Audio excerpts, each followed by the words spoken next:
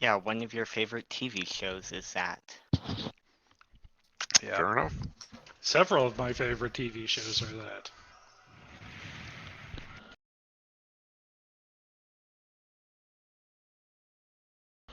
All right, I've been informed that we can begin because our audience is here. Whatever. When we last left our here, oh wait, shit, a little bit ahead. All right, so the great debate was not much of a debate, honestly. Thanks to James going, these games we were playing was supposed to be us cleansing our palate before we got back to masks. So when are we cleansed enough? Because I feel cleansed. I'm feeling pretty cleansed. Having said And that, then and then the after floodgates 4 opened. going. So are we deciding on this? Cause like characters. Let the record show that I was perfectly willing to investigate Legacy Life on the Ruins, but no, there was not really. I mean, as soon as the way the wind was blowing was not hard to detect once James opened the window. And it came gusting in and blew the papers everywhere. So, masks. We're doing that thing again. Seems Yay. like. The plan, such as it is, to be what the comic book nerds would call sort of a 616 or an alternate universe or a spin-off? Alternate universe spin-off? What would you call it? A what Sure. if? A what if universe? A what if spin-off? I think it's a what if. It's a menagerie what if. Menagerieverse. Not even a menagerie what if, but a menagerieverse what if. Same basic premise as what we had, somewhat, and with the fun reintroduction of, I mean, statistically speaking, it's a masks game, so there will be an NPC named Colin, because it's me. Because I seem to do that a lot. But that aside, lots of different things going on with all the same writing crew. So we've got characters. I think people have actually mostly pretty much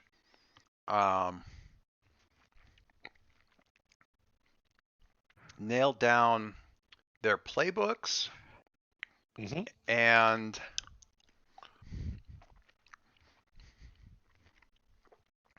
that sort of Backstories. stuff.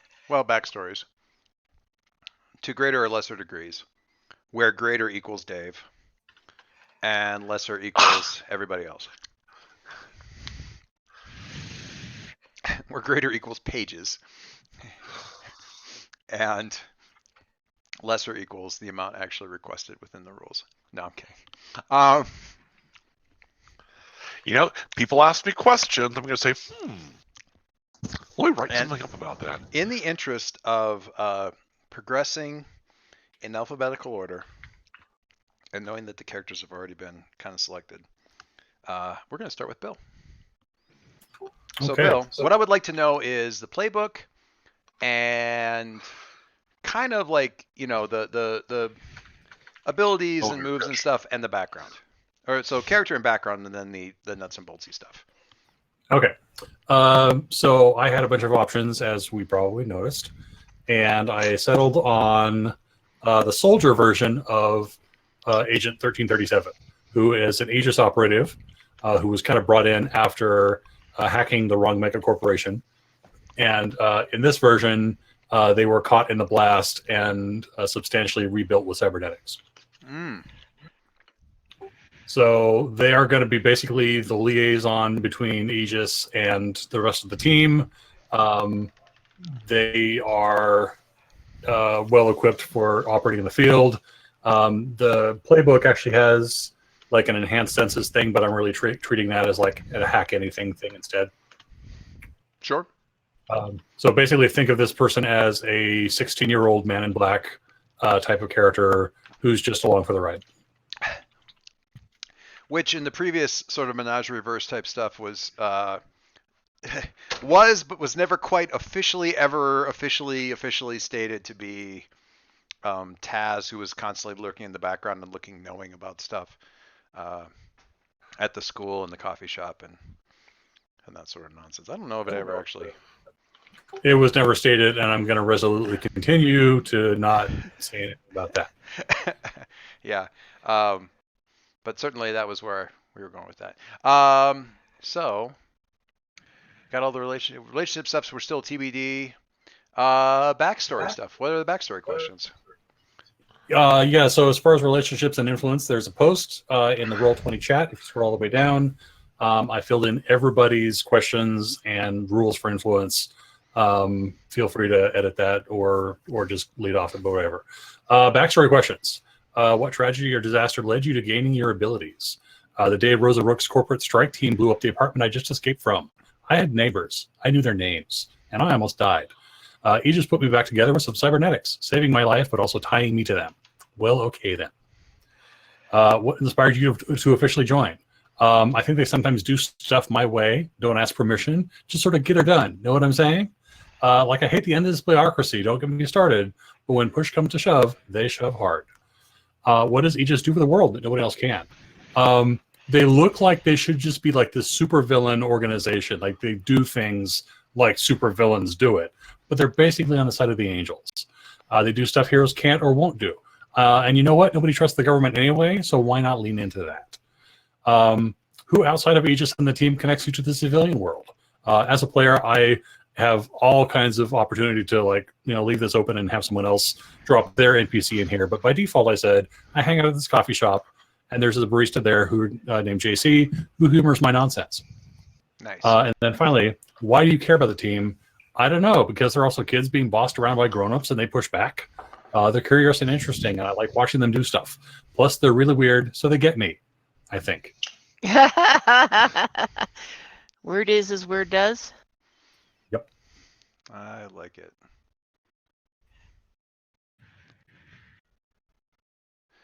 Okay. And I think we'll leave leave the relationship stuff until we get everybody kind of out on the board. What kind of moves did you go for? Well, I guess abilities and your moves. Your so I started with Freak Low, Savior, Superior, pretty good, and then Danger and Mundane, not so great. You get, as a soldier, you get before we get started, which is basically like the close analytic sort of study the battlefield kind of move. And then the other thing I took was Mission First. When you secure a valuable resource by defeating a powerful foe, you can shift Savior up and any other label down. If we avoid causing collateral damage, clear a condition. I don't think that will ever happen once in this entire game. You have a bull, so yeah, it seems unlikely. And the rest of the things are just like the stock soldier moves. Sure. What are the actual abilities? Like like if you were on the comic book, like people like, and she can do, like, what are her abilities? So if you strip this character down to like just the fictional stuff they can do, yeah. They've got Come here. they've got moderate cybernetics and bionic implants throughout their body. Sure. They've got this thing which in the playbook is called enhanced senses, but really is like super. I'm treating as like superior hacking ability. Okay. Cool. And if nothing else, almost senses through those kinds of sort of things. Do you need? How much do you need to be able to connect to a computerized system? I mean, are you Wi-Fi enabled? I think they've probably got some kind of onboard system. Yeah. Some sort of offensive Wi-Fi. So as long as you're near something, I mean, there might be a hardwired system kind of a deal, but that's more fictional positioning type of stuff. And yeah, as long as you're near something, you can kind of okay. Cool. So yeah, it makes perfect sense because really it's kind of unleash your abilities to get those senses online because you got can I access the nearby stuff? Yeah, exactly. Reach out in there. Cool. All right. I feel like I have a handle on that. You have an extra stat soldier. What does that normally get used for? So there's 3 versions of the higher calling trigger. When you're acting on orders and relying on training, give Aegis influence to use soldier instead of any other label when you make a basic or playbook move. When you invoke your authority over civilians, Halcyon city personnel, or Aegis staff, roll soldier. On a hit, your words carry weight. And then there's some other stuff there. And then finally, when you ask Aegis for additional resources, equipment, or information, roll soldier. On a hit, they'll resupply you as best you can. And then, of course, every possible move involving Aegis turns out badly no matter what you do. So there's always bad stuff. There's always that, yeah. Okay, and we'll worry about the influence stuff. Obviously, the influence is part of the relationship stuff, so we'll worry about all that kind of stuff later. Inexplicably don't have any conditions yet. That's crazy. All right. And with that, and assuming Margie hasn't figured out what her character's name is and that she might jump the queue. She has. She has. My actually character has put a name in there. Does it? Does she? Did they? In the Yeah, where do you want me to post, put it? the main post for it, not in the character summary post yet. What is it? Let's get her in there. Met. METTE. Pronounced Met like jet. Ah. All right. Met Jones. I can edit that too. That's all right. Save changes. Yeah, everybody can edit everything right now because True. that was just mucho easier. That still leaves us jumping over to Kiln. So tell us about Kiln. Tell us about like your playbook and your backstory stuff. So mine is the Relic playbook, which is essentially, Some weird illegal playbook. yeah, Out of antiquity.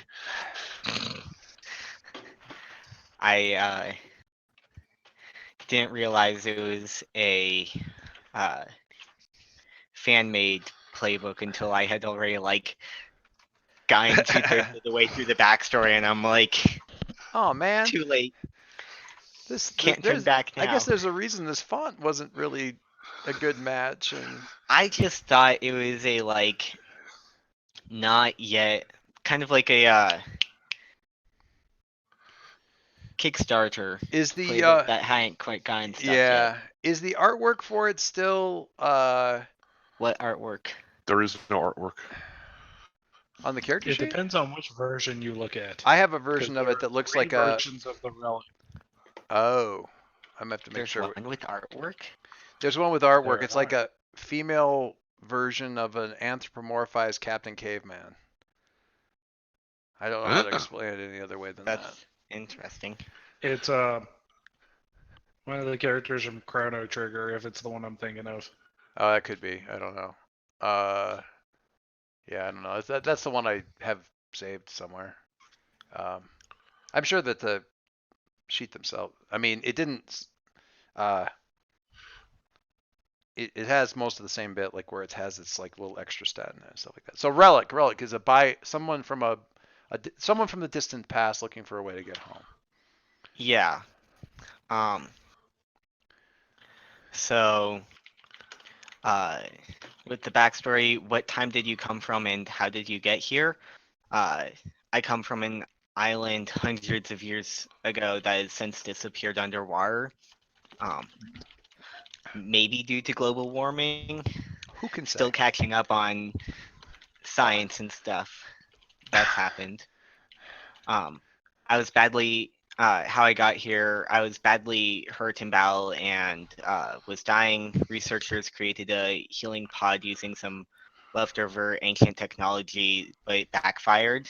I guess they didn't research it properly or something, but I got sent here instead. It's pretty cool that they managed to jury-rig a time machine, but now I'm stuck here without a good way to get back. So it actually moved you through time as opposed to just caused you to sleep longer than they expected. I mean, yes. it might have moved them through time like the slow way. Who can I say? woke up now. Yes. That.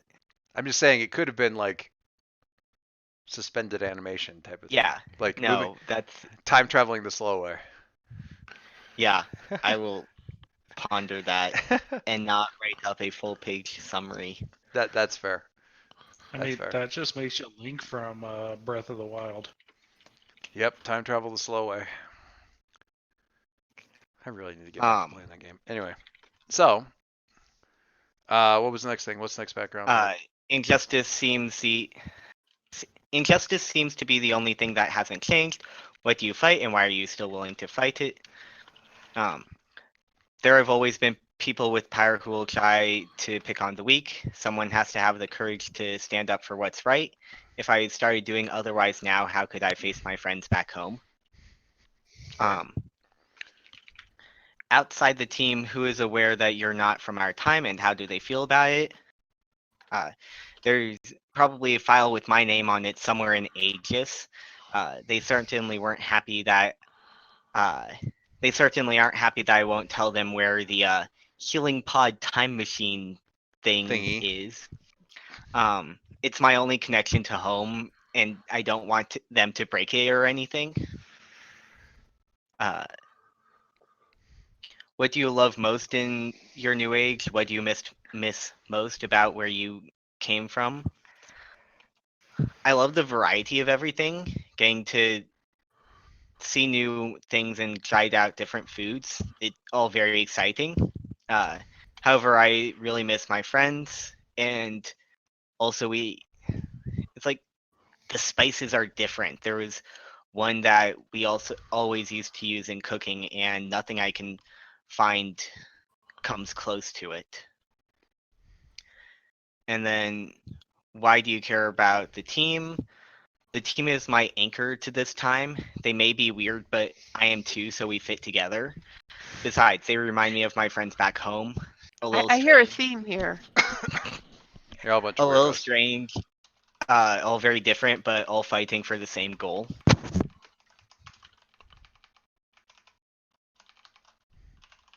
That's the backstory. Yep. So okay, so what are your abilities? The sort of like totally narrative, not the moves and stuff, but like the abilities. I went, besides just general fitness, which is a given, I went with magical arms and armor and witchcraft. Nice.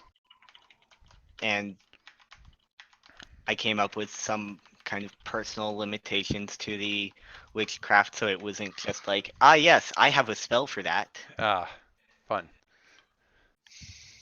Cool. And what are you? So, okay. And magical arms and armor, witchcraft. What kind of magical arms and armor? Like, what are we talking like? Is it so when you say ancient? Because I'm thinking like ancient, ancient relics. It Atlantean. Yeah, I was like, it reads like Atlantean, ancients of Lemuria, that kind of a thing. Except you're less ancient than the ancients of Lemuria, but not so ancient that you can't still have worked that stuff. So what's the armor kind of? Magical arms and armor. What's that kind of look like? Are we talking like lacquered wood that cuts like steel, or what is this stuff? What are you wearing? What are you armed with? Reply hazy, try again later. Yeah, that's fine. That's fine. I'm going to ask the question because you have that ability. Like, I should know what that is. Yeah. If your magical arms and armor are laser guns, that's different than if you have a sword that cuts through a lot of stuff really easily. No. So, for arms, I was. My trusty saber and vortex blaster. No blasters. No blasters! No blasters! But a sword, possibly. All right. A variety. I mean, think about it. It's either shield. way. So what are your moves? What moves do you have that are special? So one of the things with the Relic playbook is that it also has an additional label, adaptability. Adaptability. Yep. So I'm actually in masks when I was setting up my playbook and stuff. You found one that had the spare stat. It was a clever way of I'm doing it. using soldier. Yeah. I'm using soldier, so just know if I'm rolling soldier, it's adaptability. Yeah. That's totally fine. So the set move is Ancient Wisdom, which is when applying old life to modern situation, which rolls adaptability. Honor and Death, which is kind of the ability to take on a powerful opponent. And then Chivalry Isn't Dead, kind of defending teammates and doing some stuff with conditions. And then a different one, kind of. That's just like when I'm confronted with modern social situations or technology, it's also rolling adaptability. Oh, I and see. it's basically, yeah, have I adapted? It's called culture shock. So Yeah, and it's, if I remember right, like it starts out low and just like, yeah, you can increase it over time, but it starts out like like a -1 or something? yeah. Cool. Alrighty. Okie dokie. Making all the notes. You require what background picture? The one from the Oh, Roll20. this is a what is this? This is a wallpaper. It's a matte background thing from Steven Universe actually for Empire There it City. is. Yeah, Okay. they do lovely background stuff, and it's just I think it's good for our thing. Yeah. It had the look of that sort of thing, but I Yeah. hadn't seen it before, so. Yep, it's a Steven Universe thing. I will get it over to you. I'm pretty sure it's in my wallpaper somewhere. Alrighty, we have. Well, let's talk about Matt. Another more time traveling of the Opposite direction. yeah, exactly. Of the Harbinger breed. So again, playbook, and then kind of let's go into background stuff before we get into the abilities and whatnot, all that kind of good stuff. I lost you. Sorry about that. No, I it's thought I fine. was unmuting. Yeah. So Met is Harbinger, which is basically defined by, a character who travels back, travels to the past to try and prevent something from happening in the future. And the focus is on those events going forward, as well as there's also a whole thing about your memory is wonky. You don't necessarily remember your history the way you think it does. So Or the it past has doesn't match up kind with of, what you were trained, well, or you just have holes in your memory. Yeah. You're just it's not there. And the idea is that the thing that makes a harbinger different is that they have sort of almost a detective track that they go through to try and piece together who in the current is who in the future, etc. Yeah, I was looking at that. I love the idea. Like, first of all, I've always loved the art for the baseline Harbinger because, like, I'm from the future and I trained for years and years to get good at the contemporary weapons of the time. This two-handed claymore, because the rounding error between 1500s, 1600s, 1700s, and 2020 is so minuscule from where they're coming from that, like, they didn't want to err in the opposite direction, and they're probably still in use somewhere. We've got pictures dated from 2020 where people are holding swords, so it's probably fine. Anyway, Not saying you have to have a sword, Margie, but that picture has always kind of amused me. That and the fact that the handle seems to be 7 feet long and the blade seems to be invisible. And No clipping here. And if it were to scale, it would drag on the ground. Anyway. Okay, so Harbinger from the future. Let's look at your what's your background? What's your background questions? So the background questions start off with how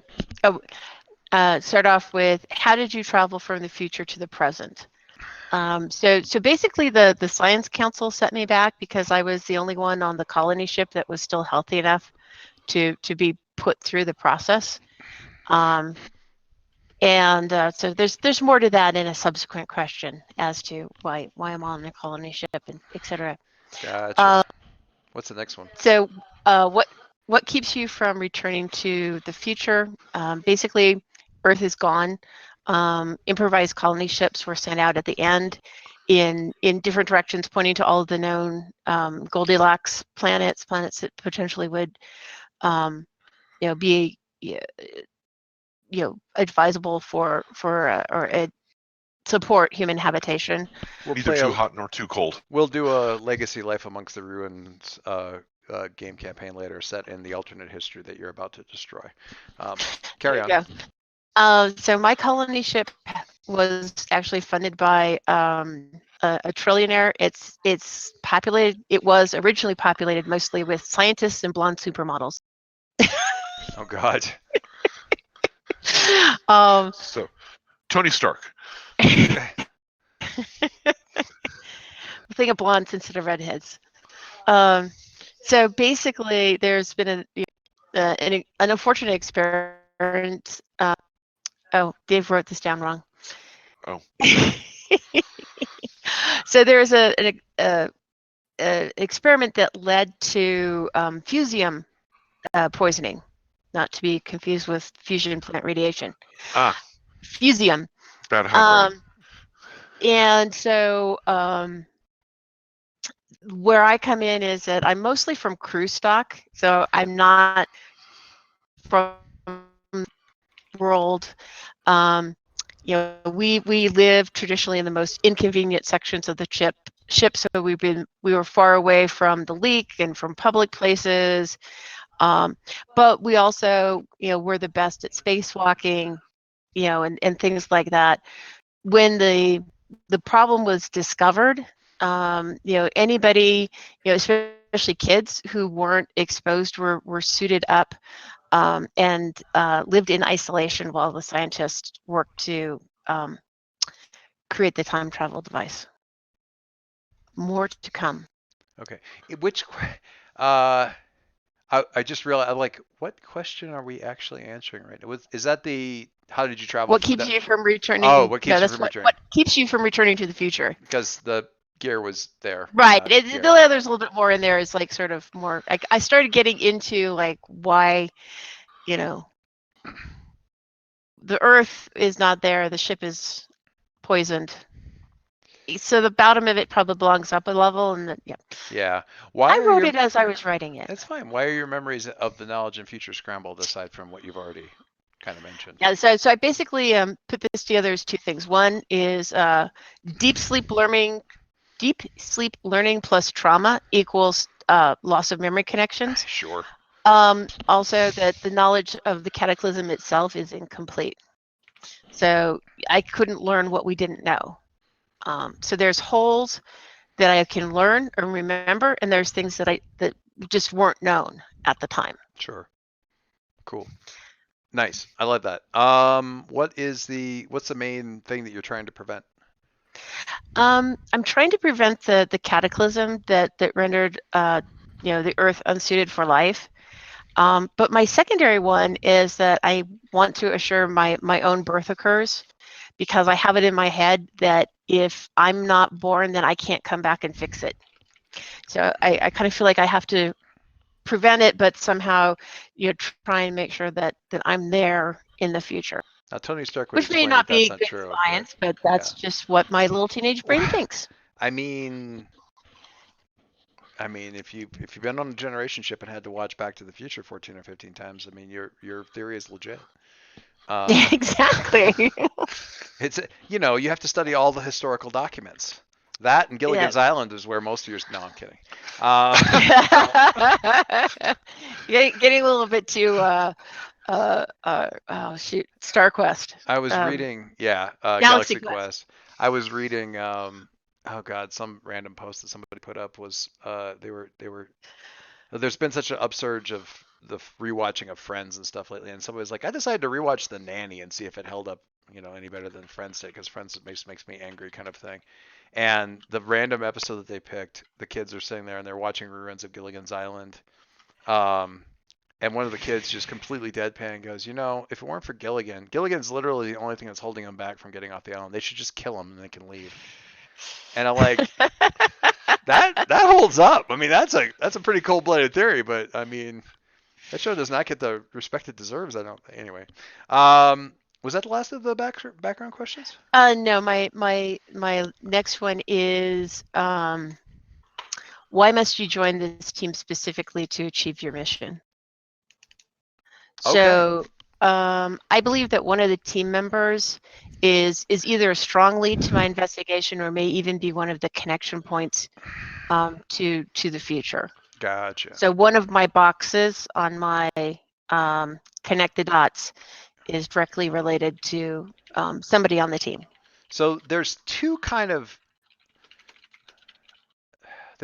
I would say, clocks kind of attached to this. So in a way, it's almost like it's kind of like a doomed character in that there's more of a doom without the doom. There's a definitive timeline, and one of them is identifying who fits into those 6 slots. But Correct. then after you fit that in, you've got like, okay, now I'm going to find out stuff about them until I know what's going on. So, and that's more open-ended as near as I can tell. There doesn't seem to be any kind of countdown clock about like, now that you have, rolled a 10 6 times in investigating these guys. No, the countdown clock is actually your moment of glory. So when you use your moment of glory, then that resets your connect the dots totally, and you start with a new set of connect the dots because you've changed the future. Interesting. So now you're from a different future. So and you so have all to the start people all over again. all the people reset. That's I hadn't seen that. I hadn't noticed that. Yeah, that's the moment of glory move. Is it moment of glory on you, or is it moment of truth and we're just remembering it wrong? Well, whatever it's called. Yeah, moment of truth. That's cool. I didn't realize it reset it. That's moment of truth. Weirdly, is like one of the last things I ever look at. So I hadn't noticed that yet about the Harbinger. Yeah. That is cool. I like that a lot. What are your abilities? What can you do? What is your stuff? Not the moves, but the actual just like abilities thing. Yeah, so mine is actually I think Dave got this a little bit different. So I'm actually supposed to only choose one ability for my character. That is correct. Yeah. And so I started with optimized biology, but there's so many people here that are kind of in that sort of general well-fit round. I decided to actually look at organic technology implants that were used by the ship's crew. Mostly it is gravity and inertia manipulation. So it's not sort of a it doesn't make me smart, doesn't make me I really don't think of myself as at all special. In fact, I probably think less of myself because I was part of the crew, not the people who were picked to be here. And so the implants are a technology that allows the crew to manipulate gravity and obviously do things around the ship and outside and things like that. So that's my ability. Selective gravity, selective non-gravity. I mean, you don't think of yourself as smart, but you can probably calculate this, calculate the spin from like Coriolis in your head. And and that's as easy as remembering that. Well, not to go back, not to reincorporate, but that's as easy as like someone from the 60s remember Gilligan comes on at 3:30. It's just a thing you can do, right? I mean, it's just a thing you can do. Not So that we're pointing fingers at anybody. I'm just saying it's some of the stuff that you wouldn't think of as being that big of a deal, like you might find the math here hopelessly simplistic, but by the same token, the writing and language classes would be agony. Hang on, just one sec. And then I'm going to ask you about your moves, but just hang on one sec. Huh?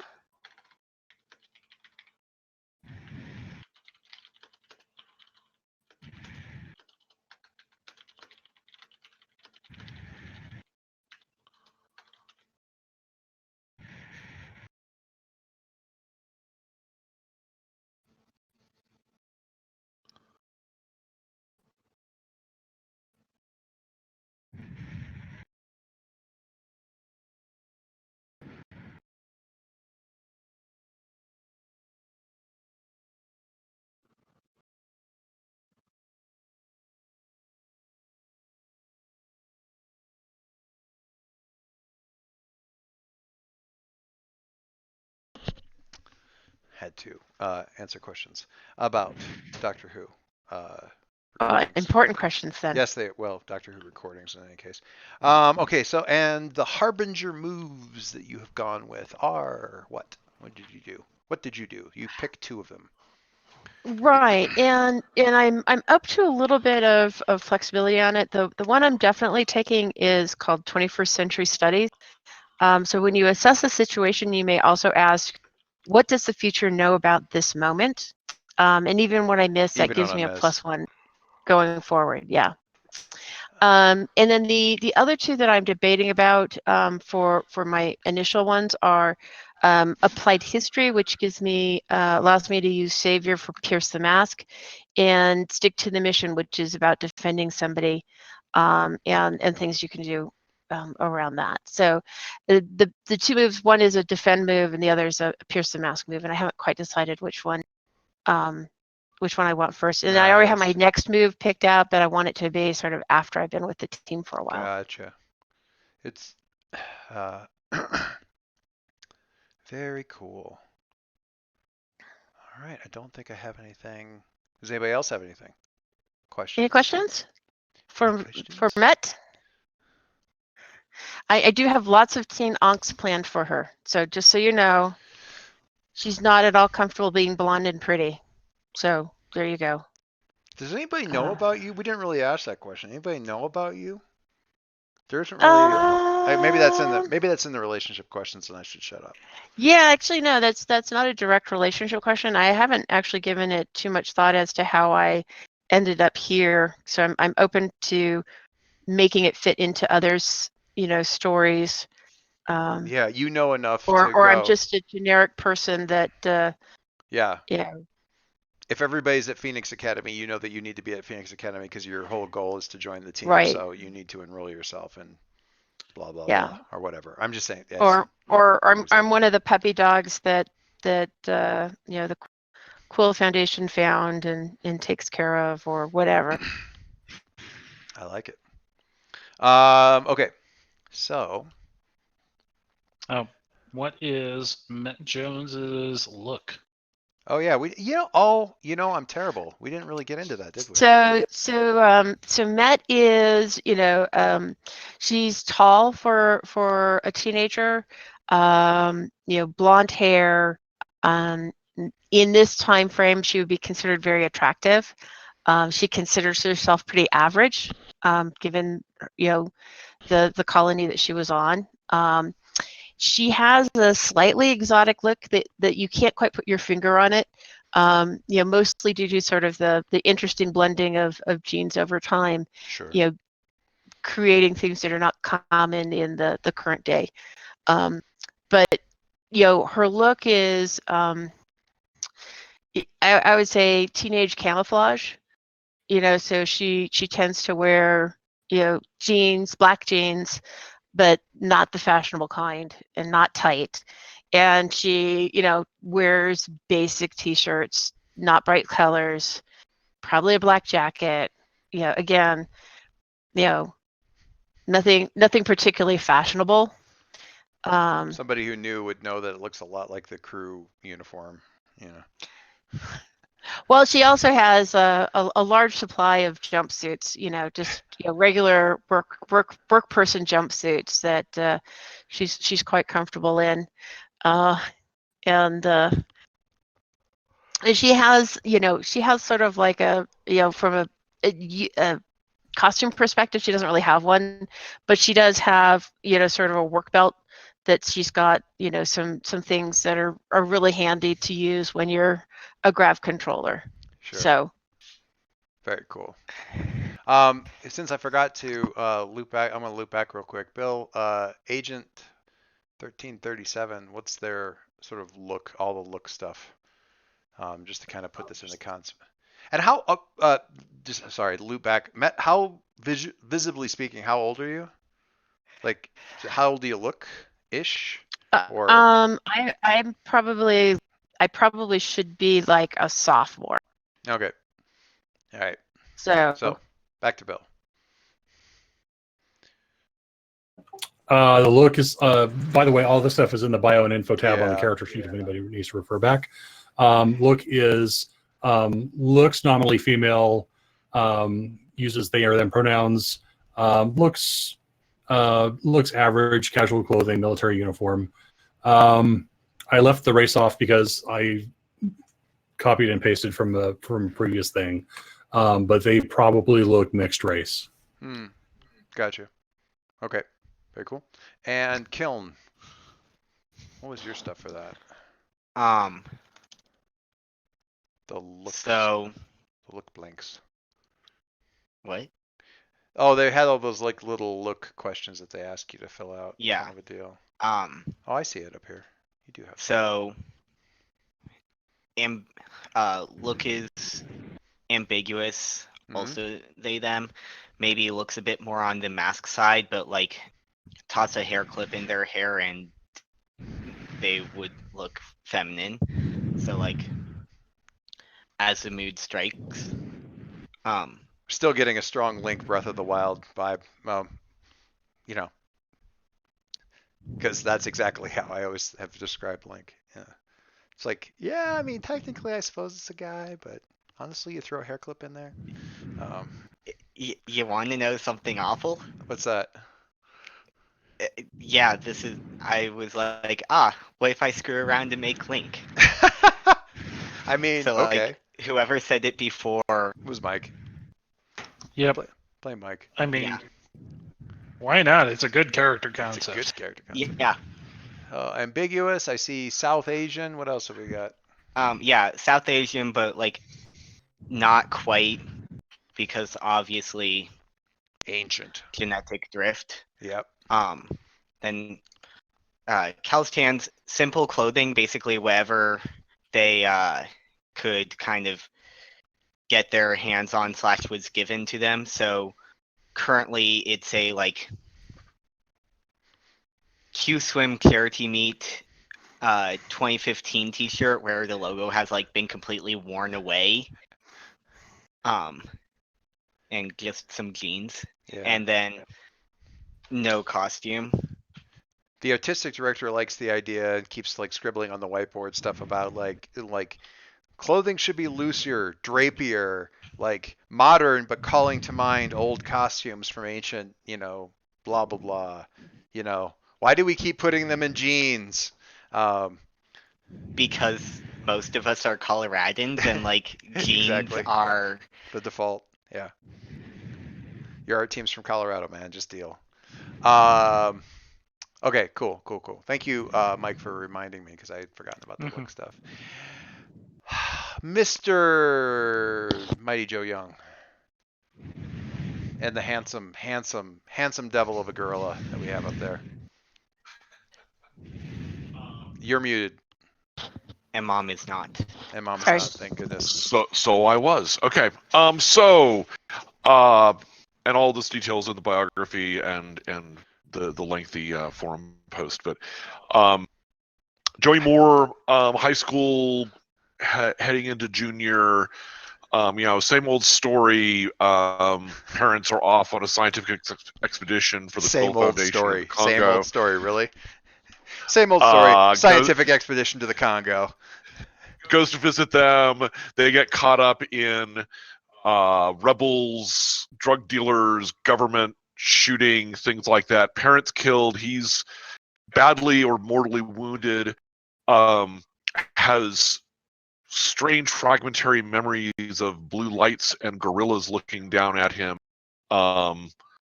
in some sort of weird high-techy-ish thing, and he wakes up as the Quill Foundation rescue chopper is arriving in the body of this oversized, super strong gorilla. So I have so many fan theories about this. I can't even. Oh, there's so many we've discussed them, and everyone that gets brought up, it's sort of like, ooh, that's so cool. I don't want to say yes. I don't want to say no. I don't want to collapse that probability field. It's Schrodinger's conspiracy theory. I love it. So let's see. Going through the questions. It's because I'm over here. So who changed me? I'm not sure. The gorillas, or was that real? Maybe it's someone else, and my memories are all screwy, or something, or I was hallucinating, or something. All I know is that basically, what I've been told is I've got a set of biologically based nanobots that are in me constantly. Rebuilding me off of this DNA template that's apparently gorilla-like. So he's got a really rapid healing factor, and it's a really difficult condition to try to cure him of, assuming a cure is possible. How did I escape from them? I don't know. I don't. And so I'm. If you followed along the saga on the forum, you know that originally I was kind of thinking of transformed. And then I thought, oh, this would kind of work as a bull as well. So let me kind of play it both ways. And I've kind of ended up on the bull side. Right. The bull sort of has this, you were designed as a weapon, but you got away kind of thing. I'm still playing that as a mystery. If I need to, for purposes of the game, kind of make that more definitive, I will. At the moment, I'm happy to leave it as a mystery and let things come out about it if need be. I have fan theories. Okay. Anyway, so I don't know. Did I escape? Was I sent? Was I just abandoned? Who outside the team tries to take care of me now? So here was another one where there were some choices, and I've got a choice, but I will leave it to our studio audience to weigh in on it. Basically, as my parents were sent there by the Quill Foundation, they've taken sort of some responsibility for how things turned out. And depending on how we are altering history in this particular Earth timeline, determines who may be actually running things and who I'm actually interfacing with. And it could be anywhere from Byron to Jason to Amir. Yeah. Which was a really cool suggestion that Doyce had come up with. I just thought it was gonna. Yeah. I mean, Amir and so I mean, I could see some fun stuff with all of those, as with all things, kind of reluctant to say. I need to say one way or the other, obviously. Yeah, we'll need to start solidifying a little bit of the history. There's a few assumptions. I mean, Agent 1337 has some sort of dictates a little bit of stuff in terms of like who's going to be around and things. I feel like somebody else also mentioned Walker, maybe in their backstory or stuff, or maybe it was just random. Me. Yeah, I was gonna say there was some random spitballing there with. I thought it was you. I couldn't remember if that was a joke entry or just like an actual thing or anything like that. So, cool. It could be both. Yeah, where did we leave the backstory questions? Who are you trying to get away from? Let's see. Next is why do I try to be a hero? It's kind of I need to do something. I mean, I'm kind of stuck this way, and I have these kind of fears, about losing humanity and what all that means. So I want to be a good guy. I care about people, and it's a great way to sort of get the anger about this whole situation out of my system. Seeing other innocent people being hurt or abused or tossed around by fate or killed, I've got the strength to do something about that now. So sure, yeah, that's why I'm a hero, because I can strike back at the people doing that sort of thing. Did he ever? Was he one of those kids that ever wished he could be a superhero? I mean, I think probably everybody did, but like, did he ever seriously like? Not really. I mean, he was the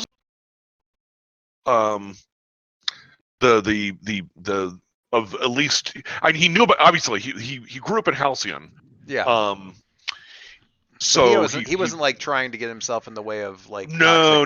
He had radiation vague plans to be to be a soccer player when he grew up, which he knew he really couldn't be because he wasn't that good.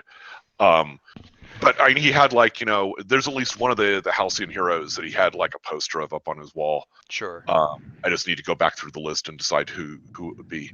Well, we got to figure out kind of who's around, and that'll be fun. Right. So, but he's he didn't have any plans, or desire to be a superhero. Certainly didn't see it as anything had a prospect to be. Why do I care about the team? Most of them kind of seem to know what it's like to be different. I mean, time travelers and all sorts of other kind of crazy people. For the most part, they don't seem to look at me the way other people do. And kind of being with them makes me maybe feel like I'm still, maybe human. So there's cool. that. Nice. So my intent is to play it, less angsty than a transformed, with definite transformed notes. Sure. To it. I mean, they're. I mean, transformed has got a little bit of DNA shared with the Bull, also a little bit of DNA shared with the Nova, a little bit too. So they both have a lot of cross suggestions you could take from this book. Yeah, for sure. So let's see. So where's my? There we go. So appearance. So here was another interesting question. Actually, I think it was Bill came up with a really interesting suggestion here. Original thought, especially when it was kind of this transform, was oversized, like 9 foot tall, silverback gorilla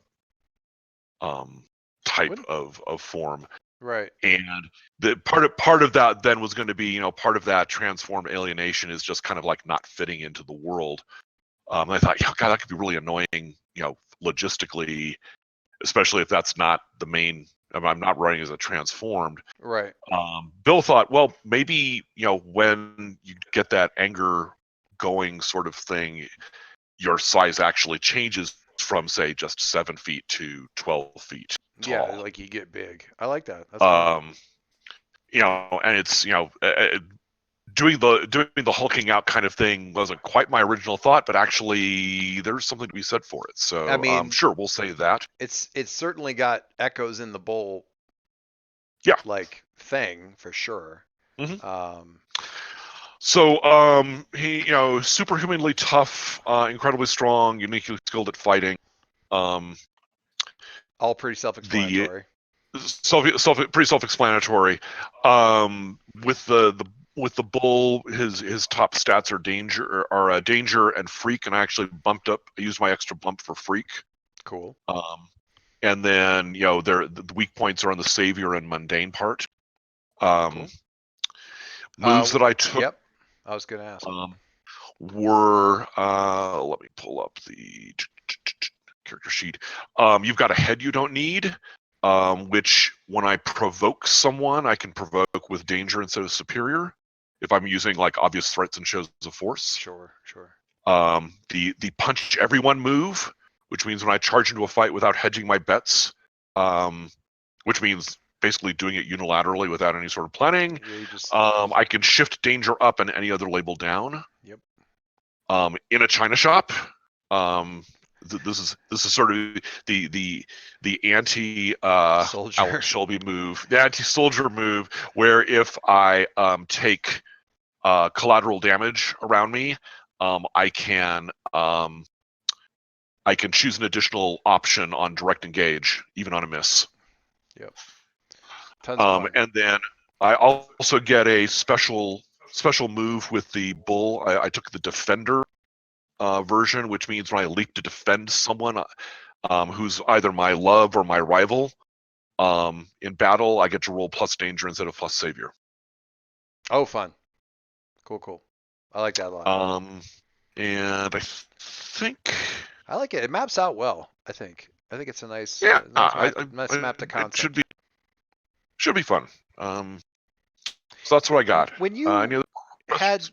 Joe in that little one-shot thing that we did you do him as a transformed or a bull that time? Just out of curiosity. No, I did him as a transformed. Cool. That was just a random thing. Anybody got questions? Stuff for now? I do. Does anybody have parents? No, we're all Disney characters. Just Just checking. asking. I've got an Aunt Edie, who I used to stay with when my parents were like doing these around the world expeditions kind of thing. She took one look at me and said, that creature isn't living in my house, and left. Oh, good. Nice. So I mean, to be fair, we have, I mean, it's a mask game. I think we had one set of parents in the last one. Well, we had two. Well, No, We had we two. had multiple parents, just whether or not people. they were all bad. We had, No, well, I they know, but weren't. like Aries immediately, and the Gales. Adam's had the- parents were great. yeah, Adam's parents were Actually, fine. Adam's parents were great. Yes. I think My what we have parents- here is, yeah, your parents were great. I think what we have is that we know too well that parents in family are instant, hooks and. Well, these particular playbooks don't. Jason had a parent, or Jason had and then had a parent. Yeah. Alicia had a parent. Yeah, we all had parents, just whether or not we wanted to be. The question was whether or meeting not with they them. they had any of them were like getting a supporting cast member nod, and that was pretty far and far behind. Oh, they were definitely in our heads. So yeah. Amari's the Amaris were great. I would call the Gales like a solid B-. And that's mostly, I mean, Tempest was pulling the average up on that one. An A for genre. Yeah, A+ for genre, but I would say Tempest was, as parenting goes, Tempest was pulling the average up a bit. Grandma Chase was amazing. Oh, I don't Grandma know Chase was what great. you're talking Yeah. about. That's fair. True. That's fair. Grandma Chase is in there. So 37's mom and dad are alive and well, but they're disowned due to previous hacking and other illegal activities. So, They need like Aegis needs to come up with a solid cover story. It's like, no, her skills have been turned to, she's got a great job with Halcyon's Apple design branch now, and as an intern and whatever. Finally, a lie too big. I believe they them. Oh yeah, sorry, my bad. I assume it's going to take everybody a little bit of adjustment time for everybody, and that's fine. So Yeah. We could just say they them for everybody. It's pretty close. like this was established for 37 way back in the original game, and I didn't. That was partly feel that was for me. It was easier for me to remember because I didn't want to give any clues away as to who it might possibly be. If I kept saying they, it's like, you said she, that eliminates 50% of our NPCs. Yeah, but I had also originally created this character myself, and they were NB from the beginning. That was never a question. I need to give I'll have to put it up on the forum at some point in time, but I'm currently just started digging into like another mass podcast, and it is the GM. I can't speak to the GM because I think I missed that in the introduction, but to the best of my assessment, it is the GM and 3 trans women playing 3 trans girls as superheroes in Phoenix Academy. And it is spectacular. I mean, character generation is spectacular. Like, one's like the legacy of the Green Knight in like wooden armor and stuff like that. But yeah, they even need a few reminders about pronouns every so often. So that's although the jokes about like when one of them picked the move, I am not my body, and everyone's like, oh, preach it, sister, and everyone just lost. It was pretty funny. Anyway, it's good stuff. And really, honestly, they have a good handle on the game. It's good stuff. Anyhow, let's see if I can find it. It's a pretty good link. Did I skip away? We wandered afield on this one. What did we still have to talk about? I think we got all the moves down. I realized that Big Gorilla kind of covers a lot of field, but what look stuff did you pick out, Dave, where it was actually applicable to do so? Oh, I like the current drawing for him. That was fantastic. Handsome fella. Yeah, thank you. Was it Mike? Mike, who did? Yeah. Oh, look, a gorilla. Well, Yes. this is actually like a whole thing. Like, and I had known about this, but I'd forgotten about it. But there's like it's in Japan, I think, and there's just a ridiculously photogenic gorilla over there that people like just idolize, and there's dozens of pictures of him on the internet looking like George Clooney, just like picture after picture after picture of this guy. So that is the picture I've chosen when when I have the Roll20 set to Mighty Joe Young, as opposed to the cartoon of Monkey Man that I have for Your icon. when I'm set to Dave. Yeah, very nice. But did you have any? Was there any look stuff? I don't know. The only other look stuff was he goes around in appropriately sized shorts, and it's difficult to He's not really trying to wear a jacket. Yeah. Yeah, he doesn't wear a jacket. He doesn't run around in spandex or anything like that. Does he have a posh ascot or anything? He does not have a posh ascot. I could see him if being covered in fur, you don't really need to like wear much else, but he feels more comfortable at least wearing shorts. Sure. Cargo pants have pockets, which is also useful. Indeed. And given the size that you are, they're going to be good sized pockets. Yes. Cool. And there's more details and biography and stuff like that in both in that the forum thread, and I'm also putting it in the biography tab. I got the bio tab open for most of this. I'm just making you say all. I'm adding things to it even as we speak. So. All right.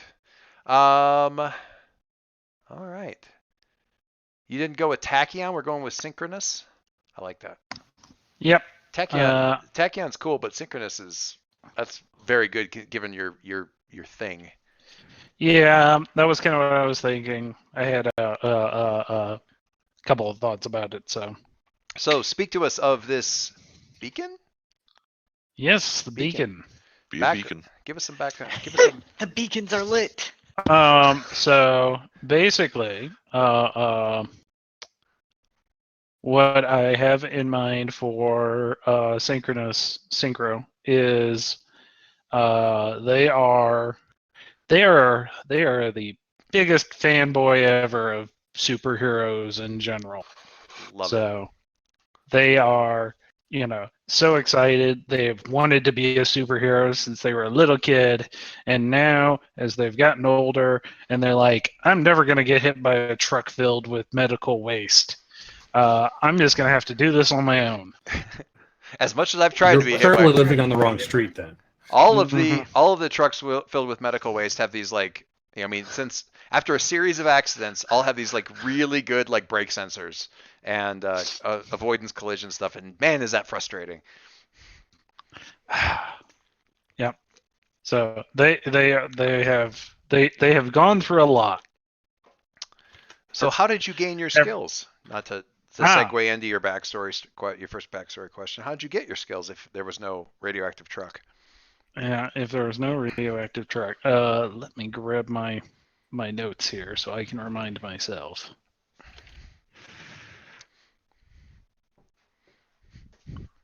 So how to get your skills? I mean, it just always had really good timing.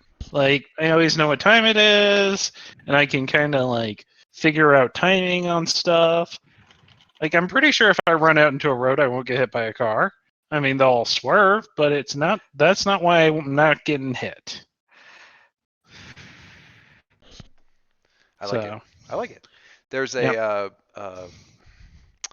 there's a book series called Not My Sidekick where one of the people turns out to have like a power that is so subtle they didn't realize that they had a power, which is you just kind of know where stuff is when you think about like where the plates are in somebody else's kitchen and stuff. You just go to the right cupboard. Like you guessed. Yeah, you guessed. Yep. So yeah, is it a power or is it just?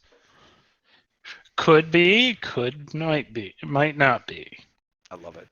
Good stuff. Yep. We'll see how this all turns out. When did you first put on your? Oh yeah. This. It wasn't a costume, but Rampage was tearing apart the Jameson building downtown, and I was able to run through the fallen debris in order to get people out of there. And that was when I knew I had to be a superhero.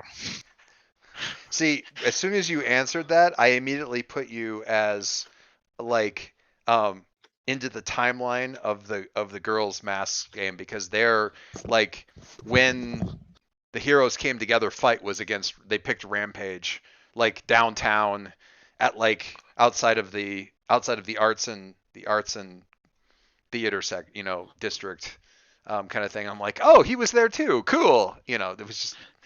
What my brain immediately filled in was like, you know what? Yes, can. I'll just ties into the same origin stuff. Anyway, so not when you first put on the costume, but at least when you first did your heroic stuff. I like this is such a terrible question because it's so mean. Who outside of the team thinks you shouldn't be a superhero? Because the assumption there is that there are people on the team who also think the exact same thing. Well, it's a leading question. Yeah. So, I mean, that's the point.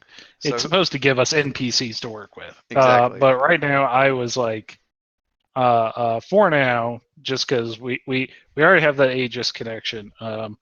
There's this waters guy at Aegis that after he found out I didn't really have any superpowers, doesn't think I should be putting myself in danger. But that's just like the Aegis line to keep kids safe. I know what I'm doing. Love it. Why do you try to be a hero? Because superheroes are the best.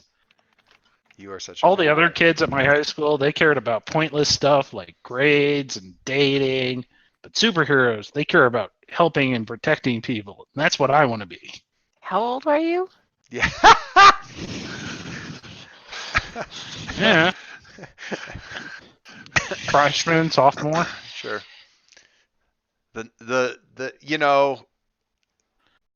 You don't get to have as much naivety when you're living on the generation ship in the bowels of the generation ship. You guys might be the same age, but it doesn't feel like it sometimes. No. Yeah, Synchro has all the wrong sort of naivety. Concord had all the good naivety. Synchro has the dangerous naivety. Very nice. I like it. So that was why you want to be a hero. Why do you care about the team? Because they're heroes. They've got powers, and they're all trying hard to help people. And I just need a chance to prove that that's who I am, too. Nice. And you have the perfect timing thing. Uh-huh. Is it? You're supposed to choose two. So you have the. Yep, and I chose the martial arts is martial arts and acrobatics. So yeah, you had like in parentheses kind Why of like. does everybody get to choose two and I just get one? Because yours is very broad. I mean, yeah, it's like because in the future there's a scarcity of moves to choose for, or Yeah, Powers to thank choose you. from. Like Powers one to of, choose. one of the Harbinger thing. I'm doing this. I'm experimenting with like sort of taking Ironsworn uh, oracles and combining them with masks. And to take that even further, I completely randomly generated a pair of superheroes. Uh, like roll a d20 to figure out what playbook you're getting, and just everything is randomized. And I ended up with a Harbinger who's come back to like with a laser-like focus onto a reformed criminal who's turned hero. Because apparently they're central to this whole thing. But their power set is just super speed because it's super speed. I mean, that is both one word and ridiculously broad. So, um, Speaking of toys, I have oracles for superhero genre. oh really? He said. I bought them. Yeah, I bought them in card form because they are part of a different game. Interesting. Cool. Uh-huh. Very cool. So I'll have to share those with you at some Yeah, point. that is cool. Yeah, I'm still like just trying to get the characters around, so this is fun. But yeah, it put me in. It actually was really timely, Margie, because I was fiddling around with that last night, and it made me more familiar with the Harbinger book quite a bit, just in terms of like, what is this thing even about? Um, so that was kind of cool. You can get to speedster a lot of different ways in this game. Doomed and so on and so forth.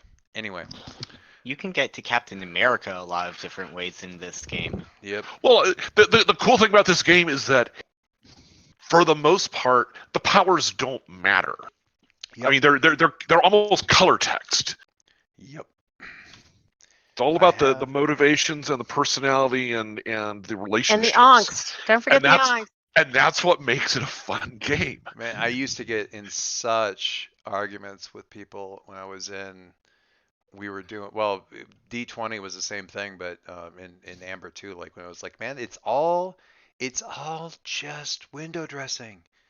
This is, none of it matters except for what's actually going on. And oh my God, heresy, heresy, terrible things I was saying. Mm-hmm. You're not Um, serious about the craft. I'm trying to find. You actually reminded me of something, and now I can't find it. But okay. So, oh wait, here it is. I got to get this up here because it's relevant. I mean, I may not. I'm not following Discord, so this may not be the first meme of the game, but if I did get the first one in, then good for me. I just threw it up in the main Roll20. Anyway, all right. So, oh wait, what's Sync's look? Look So stuff. And I don't think we got Yep. your move yes necessarily either. no, we haven't. Let's talk moves first. Okay. So for my moves, I have my drives. Gotcha. Things that you And gotta try to hit those to. yep, when I fulfill them, I strike them out and choose one, mark potential, clear a condition, take influence over someone involved. Nice. And my drives are help a teammate when you need them most, or when they need you most, earn the respect of a hero you admire, Nice. tell someone your true feelings for them, and reject someone who tells you you shouldn't be here. Nice. That's can't wait to get to those. And then moves. my actual moves are Suck at Domitane, which allows me to roll Savior instead of Danger when directly engaging a threat whenever I'm standing strong while under traumatic fire. Domitian. Domitian? Yes. Domitian? Domitian. Whatever. He can suck it no matter what his name is. Suck it, okay? Domitian. Suck it, dead guy. Suck it, dead guy. By the way, thank you for the explanation of that, Bill. Yeah, it Was was it Bill? It was yeah, I started chattering on about it, and then Bill found a much more concise way of summing it up. Yep. Yeah, lovely. I mean, it is literally a straight quote right out of the Kate Bishop Matt Fraction trade. Cool. when she goes out to the West Coast and has to kind of work on her own and stuff. They do some. Mhm. She manages. She's basically doing the protege, but she has all of her moments of like mentor conversation. They're all done as flashbacks because the mentor's not around, so they flash back to them doing stuff. And it starts as a flashback with her and Matt, or her and Hawkeye, and then 2 or 3 issues later, you get the payoff where she's stepping it up a notch. Anyway, so that one, Suck It, and what's the other one? Straight Up Creepin'. Ah, Yep. When you scope out a person or place, roll plus mundane, and then you get to ask questions. Cool. Nice. And on a miss, I find myself over my head. GM will tell you why this is a bad spot. And this is one of those reasons why one of the GM moves is not split the party up. The move is bring the party back together.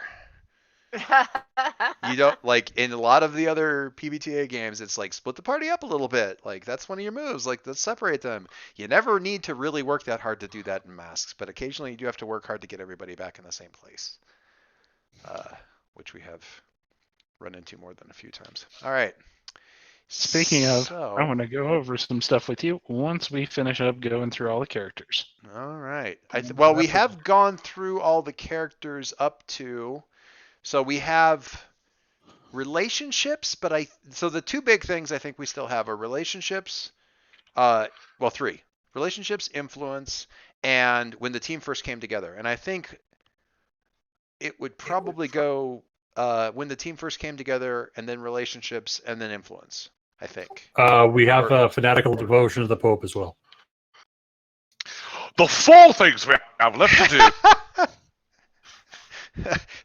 Thank you, Dave, because I did not get the reference until you said your bit. And I was like, what? What? I think, actually, I feel like influence might be the easiest. Well, we should wait, though. Because influence is sort of like you just pick, that's really still talking more about yourself than anything else. Is that right? Kinda. Shall we try it with that, or which one do we want to do first? I don't think the last thing should be when the team first came together, but maybe I'm wrong. I kind of leave it up to you guys. Influence and the relationship blanks to fill in, and when the team first came together.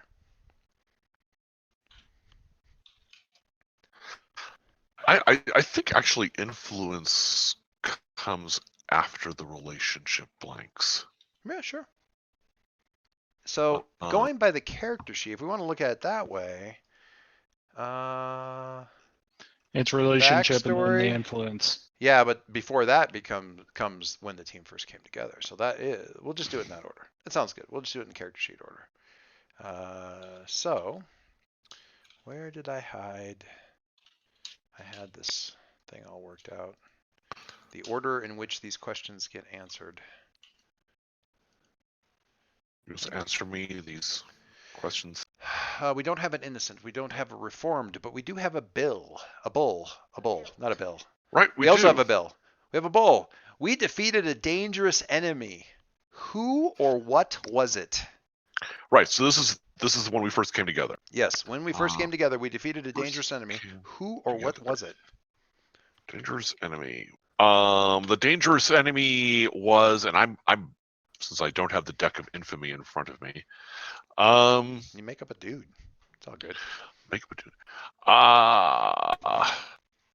Oh, I want to do this anyway. I canonical. Who the hell was the troll? The I said Yeah, his name was Troll. His name was Troll. Troll. Because I just want him to be beat up. Because it is always worth beating up trolls. Terrible. Okay. Defeated. I thought you said he was dangerous. We defeated. Well, enemy. I like that the one like Troll has shown up in every single game that we've had that I've run so far. Like he's the pinion on which the multiverse spins. And I think he. You see, I'm also hoping that by disposing of him when we first got together, we won't have to run into him again because it's so annoying. Kaylee says it's not the pin. He's not the pin on which the world spins. He's the nail upon which we immediately hammer.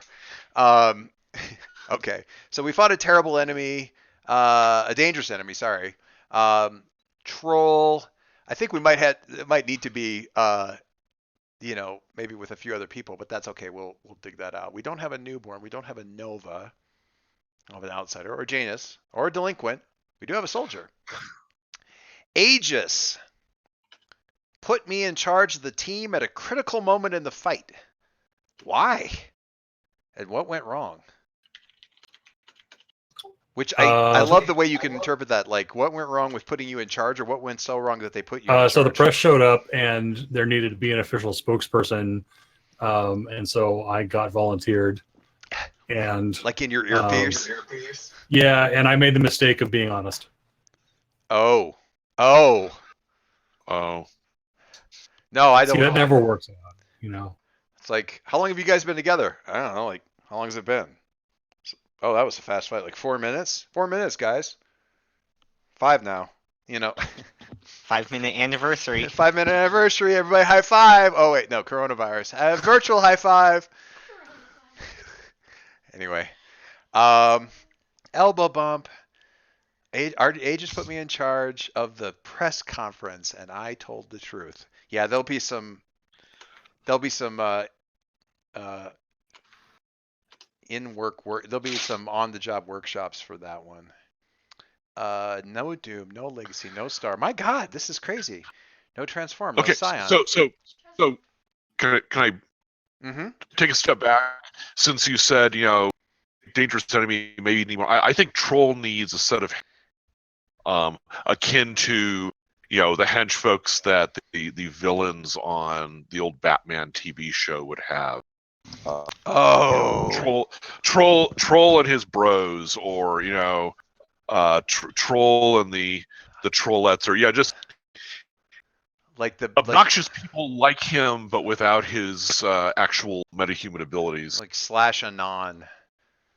No, not Anon. What's that one absolutely horrible group in 4chan? No, that was it. That's anonymous. That's Anon. Like be Anon. Yeah. Yeah, something like that. But like, oh God, what was I thinking of? In Astro City, there was, and this is not a bad guy, but it's similar kind of idea where when the whatever the name of that clown was, Jack in the Jumping Box. Jack. Jack in the Box. Jumping Jack? Like he's Jack like in the Box, he's yeah. like springing across the rooftops and stuff, and he accumulated a whole pack of like parkour, roof running kids that kind of halfway imitated his look, but mostly it was just when they spotted him, they tried to keep up with him and see how long they could keep up with him and stuff like that. So kind of that thing between like his following his entourage on. So it was like Troll plus like the really annoying swarm of people that you can't really hit that hard. Because you might do some serious damage. And then you have to shift gears back and forth because Troll is actually somebody who you can hit and will hit you super hard.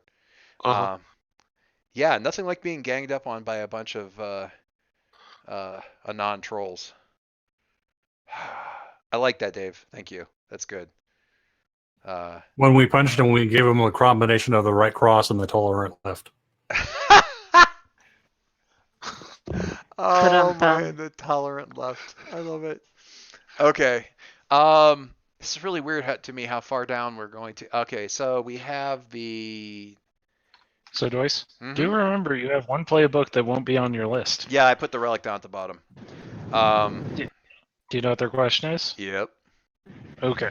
It's out of the playbook. Okay, so we got the bull, we got the soldier. I see the harbinger, I see the relic, and I see they're right down at the bottom. All right. Beacon. Yep. We found signs that this incident was just the start of something bigger. What were the signs? You say Troll and his cronies were stealing some high-tech gear. from the docks. And I see. so this is way like this stuff takes control to figure out. Yeah, someone way smarter than A for the job. Mastermind he is not.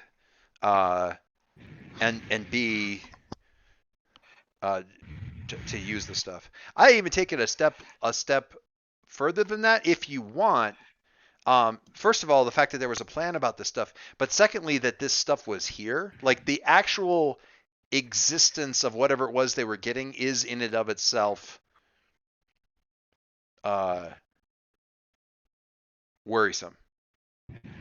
Like it's I don't know. A DC example would be like, oh, they were stealing weapons, and you crack it open, and it's not like, or they're stealing like some rare stuff, and you crack it open, and it's like apocalyptic weapon tech instead of like exercise equipment or whatever. Like it that obviously that's a DC example, but the idea it's like this is like a whole order of magnitude past what it's supposed to be. It's like, oh, it was disguised stuff. Oh, it's probably, weapons or tech or something like that. It's not just tech, it's like really crazy stuff that Hypertech. shouldn't even be in circulation, and where the heck did it come from? And actually, well, I'm going to throw that out there in just a little bit. Put a pin in that about what kind of tech it was, because I have a question for the group when we get to a couple more questions here. The Harbinger. We averted a disaster from the future's history books. What was the disaster? What effect do we hope it had on the timeline?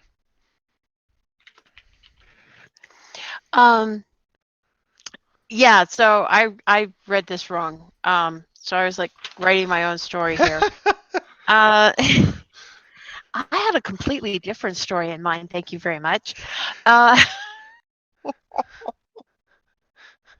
So first of all, there was a parrot, and like, okay, wait, let's back up. I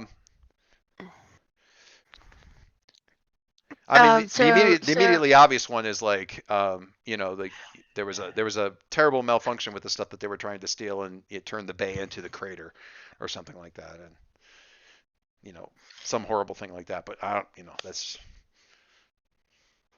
just me thinking out. That kind of stuff I think is what they're aiming at. Mm-hmm. Yeah, I would say that.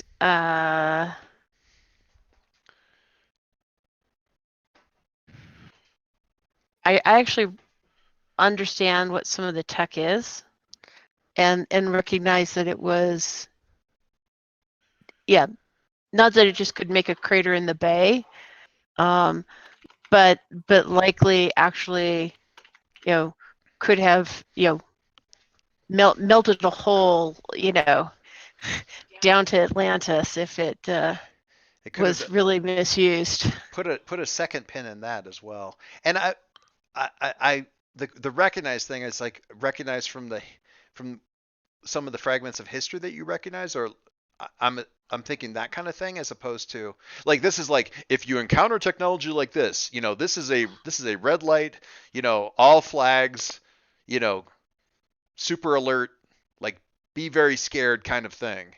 That kind of thing, like that kind of recognition, like I don't remember much, but I remember this is bad. Well, kind of I a thing, think or? that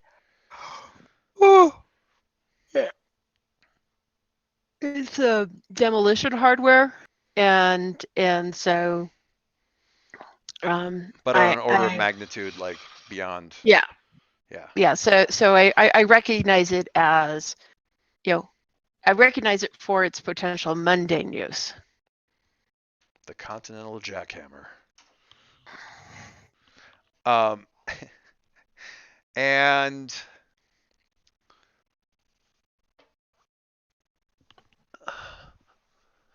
okay. Lastly, Relic. Someone destroyed your unique way home. What happened? Oh. The question I had is similar but different. Oh, okay. What did you have in there? Like, every we discovered a way to send me back to the same time, but it was destroyed. So like same thing, but not like. Ah. Gotcha. Unique. You didn't Oh. destroy the MacGuffin. You destroyed the copy of the MacGuffin. So I actually I like your question partly. So there's several pins I've stuck up here. I'm taking all the pins. What if, and this is not answer to your question, but the technology is supposedly like super advanced and crazy dangerous, and also weird that it's here, and it's stuff that, in some way, shape, or form, the Harbinger was briefed on enough to recognize, right? I'm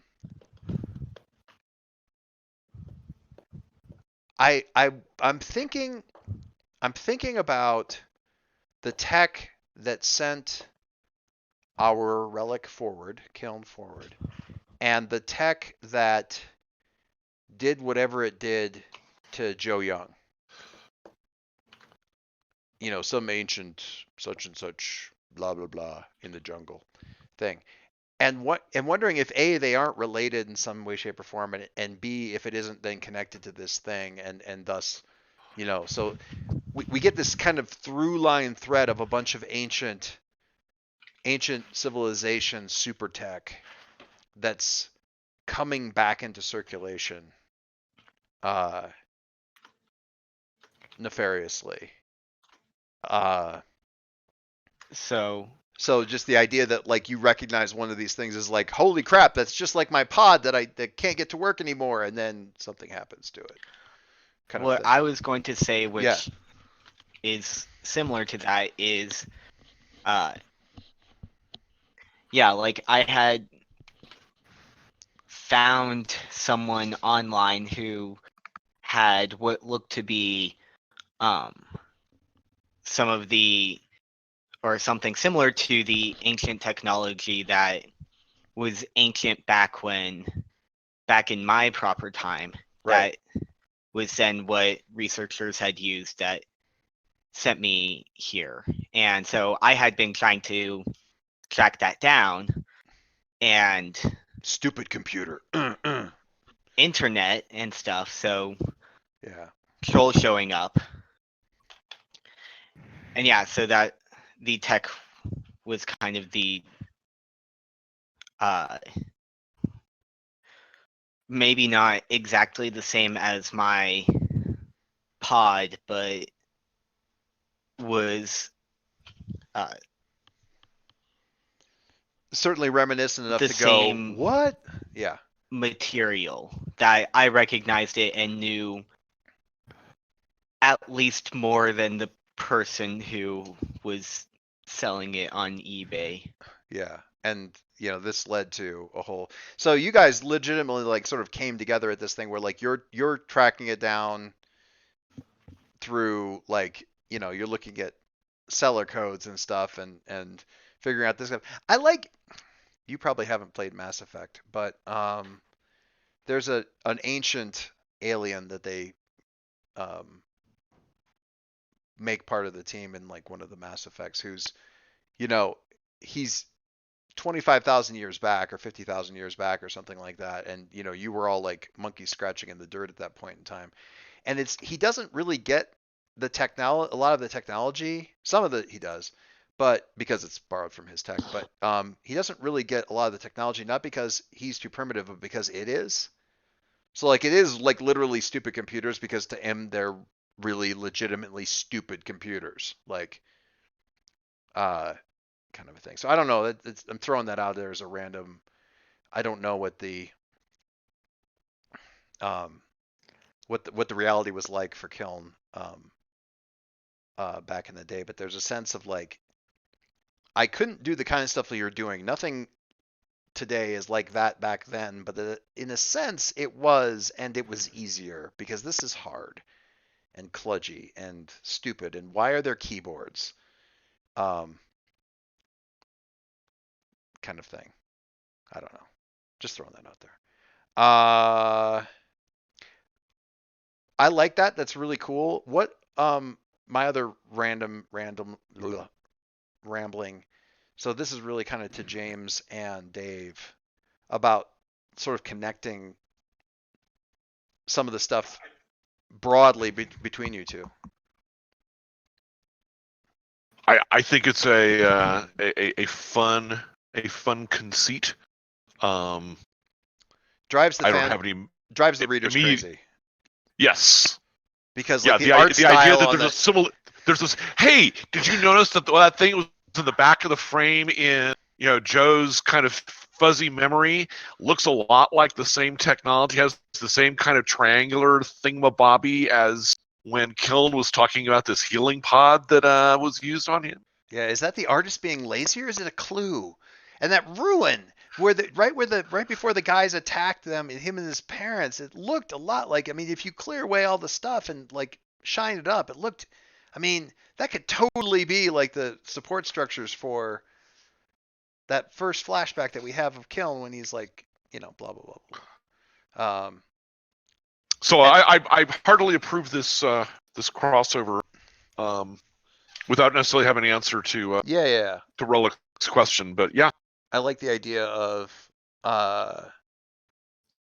also Everything's the idea of the Harbinger being briefed on, like, if you see this, every warning light in your head should go off. This is bad.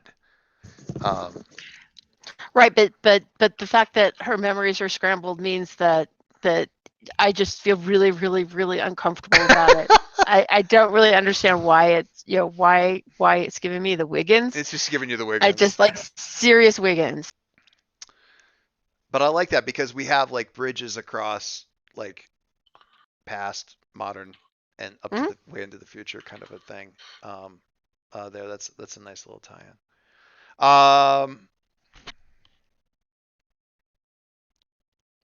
Okay, so that's the questions answered. And then we go, what is the next thing on the sheet? Is it relationships or the question or the influence? Influence is last? Well, the influence has to follow the relationship for me, at least. Yes, So. yes, certainly. Okay, so let's just go back. Should we start from the bottom and work our way up this time and start with sync?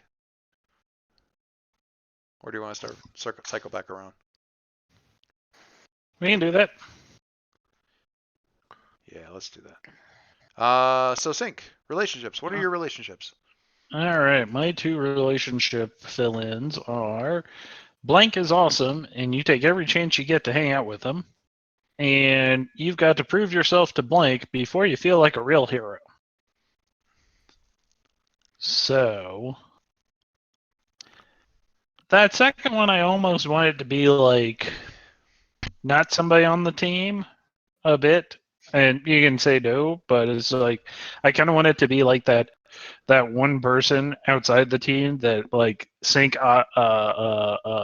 idolizes, and that every time he brings them up, everybody's like, "Oh, shut up." There is a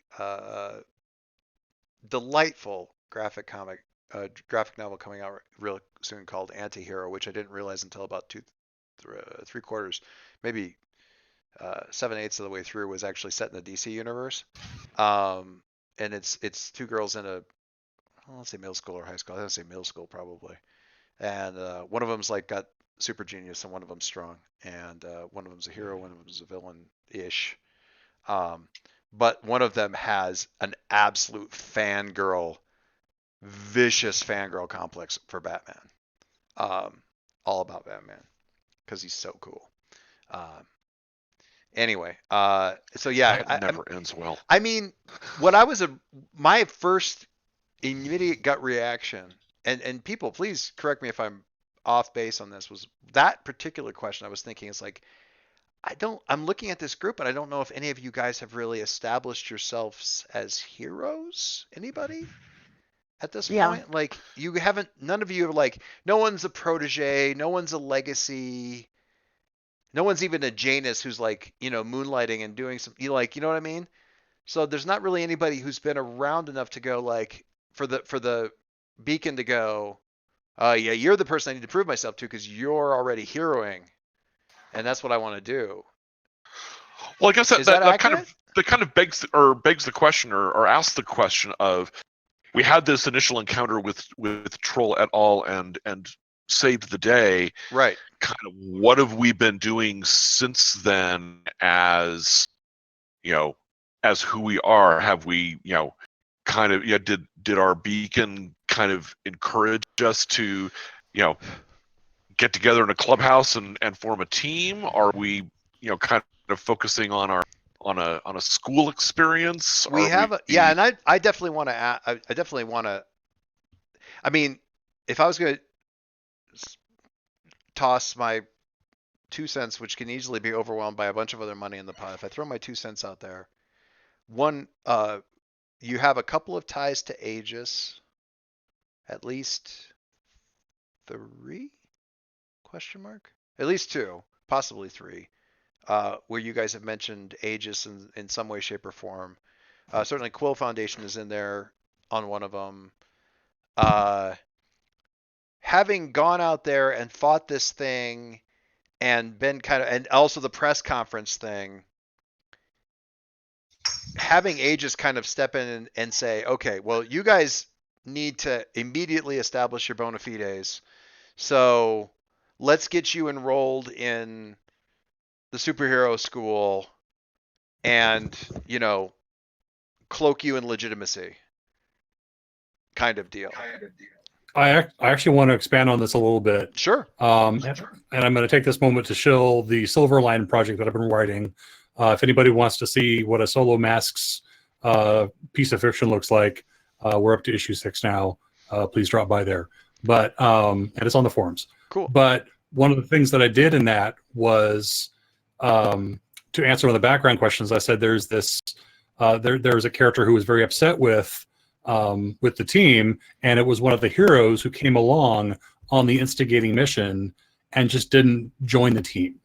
It was someone who felt that the team had done a sloppy job, it did not approve of their methods, was just very unhappy with them, and later actually went on to get his own group together and fought them 5 against 5.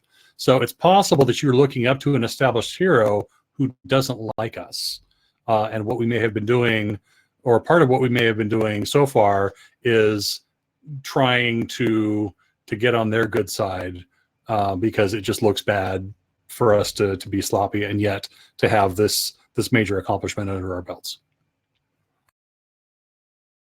I dig that. I mean, I certainly. So to loop back to Mike's sort of original, is this okay kind of thing. Typically, the backstory stuff is pointed at NPCs, and the relationships are pointed at PCs. But I think we've kind of established that. I feel like if you did it this way or a similar way, that relationship continues to drive drama and therefore is serving its purpose. Yeah, for sure. Yeah, exactly. I mean, as long as it's giving us some fuel, totally cool. And what's the relationship again? Is somebody I need to prove to? Say that again, Mike. I've got to prove myself to blank before I feel like a real hero. Cool. And having that be really kind of a foil for the team on top of it is how does that track to you? Oh, that's fine with me. All right. So we'll have to see. I mean, to loop back to the the Menagerie days, the JHHL, like the anointed superhero team. If we go the route of Aegis steps in and says we're going to get you legit and we're going to put you into Phoenix Academy, then I reserve the right as GM to establish your foil superhero group that's just better than you and doesn't like you and has a couple of famous members as the honor roll, just because seniors looking down on sophomores is just necessary. I'm completely into that.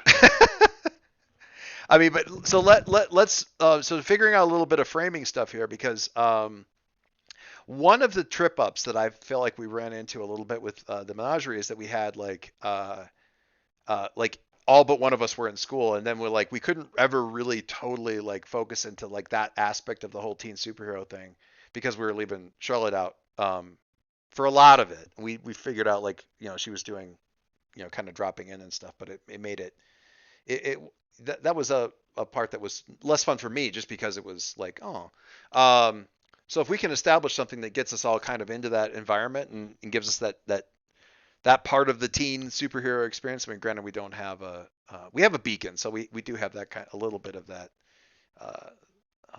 energy kind of thing. And I like the idea of, having it be this person that you're trying to impress who like you're running into all the time, both in and out of costume kind of a deal. That sort of thing. How does that track for people like doing the school? No, I think that's good because one of the things that I kind of wanted to make sure we didn't lose track of was that sort of teen angstiness. Yeah. I don't want us to be too adult. Yeah. Yeah. No, that totally track. And making you younger. I mean, a lot of you guys are tracking 15, 16, kind of in that older sophomore range kind of thing. I think that puts you in a good place to be dissed by the elder classmen, that kind of thing. So we just need to figure out who that golden boy looks like, and what the rest of their little squad looks like. They're the ones who get the superhero group they're the superhero group that gets to wear the school colors. They've got the armored letterman's jackets.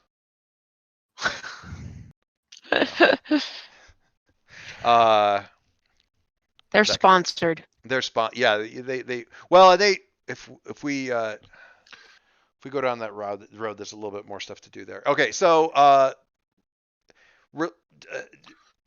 Mike, do you have a name? Do you have a particular person that you want to, if we aim for that sort of like practically an adult superhero who's not quite an adult superhero? Yep. I just came up with a name, and it is Powertronic. Powertronic. Love it. And what was the other relationship one? Blank is awesome, and you take every chance you get to hang out with them. Who shall that be? I am gonna roll a d3. Oh my god. Because everybody's awesome. Because everybody's awesome, and it's Kiln. Kiln is awesome. Oh, exciting. And I take every opportunity to hang out with them. Okie dokie. And actually, you have no decisions to make about your influence. Yes, at I all. do. Oh, I guess it's like which three. You're right. Never mind. I was going to say. Yep, I give it to 3. Very and nice. those 3 are Kiln, Met Jones, and Mighty Joe Young. Does Agent Leet scare you? No, but they are just sort of a mouthpiece for Aegis. No, that's all accurate. I mean, you say that, but I mean, how offended would they be to be referred to as the mouthpiece of Aegis? And Waters would be like, how offended would Aegis be? And Waters would be like, not a very well trained mouthpiece. Lord, we pick better mouthpieces than that. Mighty Joe Young. Alrighty. X is my love, X is my rival. Met is my love. I've opened up to them about the worst parts of my past. Because... Ironic. Yeah, well, but beyond that, just because they seem out of place too. Nice. And so, yeah. And then, Synchronous is my rival. They tried to control me at a crucial moment with their damn synchronicity.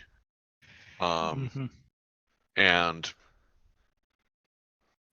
I'm much more of a freeform kind of pummeler.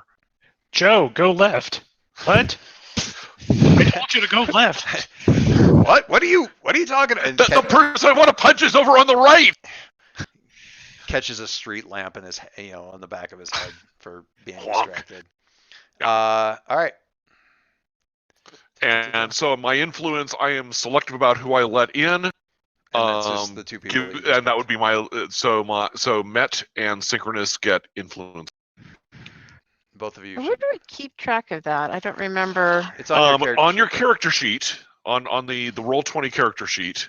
There's a place to keep track of who you have influence over, It's the first tab. not who has influence over you. Character sheet. I the don't first have yellow one. I don't have that yet for my character. You tab. You well, just hit you add. can open it up on the Roll20. So you do. Right. That's okay. Yeah. That's fine. Well, I'll take care of it. Yeah. Bottom right-hand corner. Okay. I was looking at my paper sheet. Okay. Oh. Never mind. That sounds more like something Kiln would do than It is not than here. Matt. But Also, how do you type into this?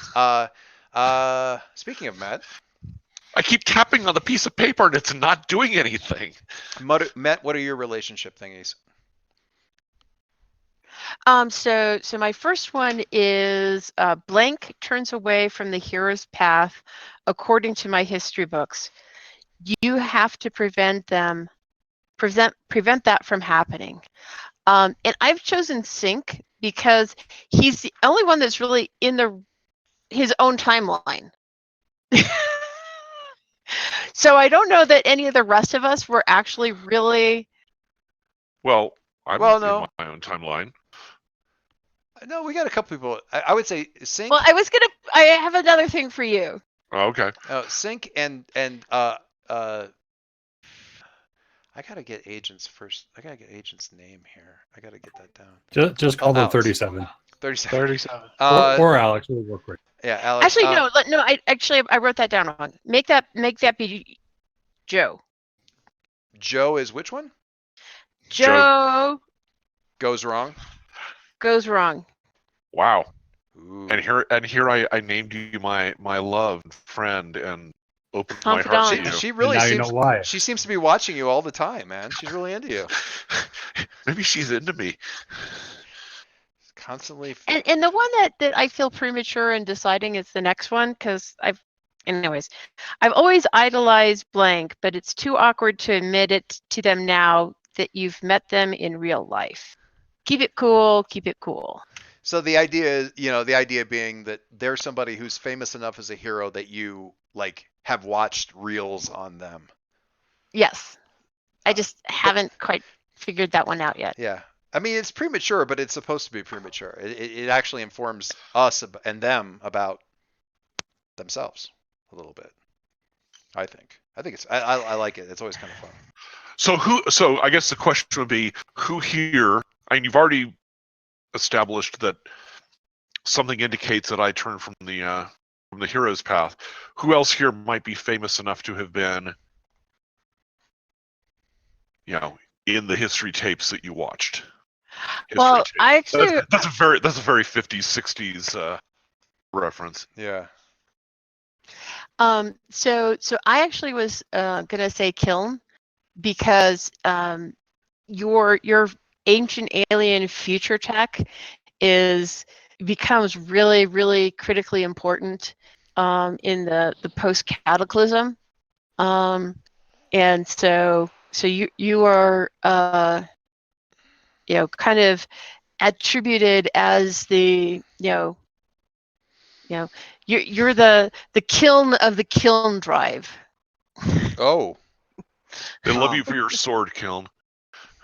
I would like to pass a motion to ban the phrase ancient alien.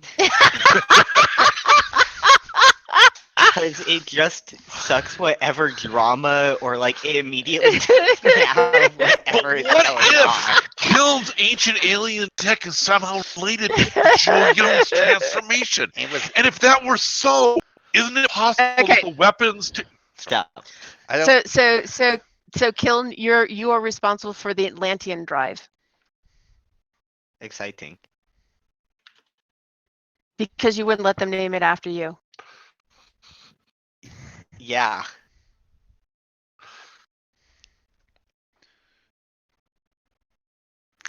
And just so everybody knows, everybody has influence on me. Nice. Every member of your team has the power to change the future, your future. Give everyone influence over you. Yay. You get it. You get it. Okay, that solves that part. Kiln. Okay. Ooh. So far, 37 scares everybody. Like nobody's pointed relationship to it. No, So- Have you been reading his their quotations they're fun. in the inappropriate or Incorrect. incorrect quotes? Where's that at? It's something that came up during the game, and we're already to Already. 8 posts. Oh my god. No, I They're did short. not realize that was there. Bite size. As sponsored by Obama does the Doesn't matter. the game narrated in Obama GIFs. Oh my god. Oh, yeah. Gotta love that.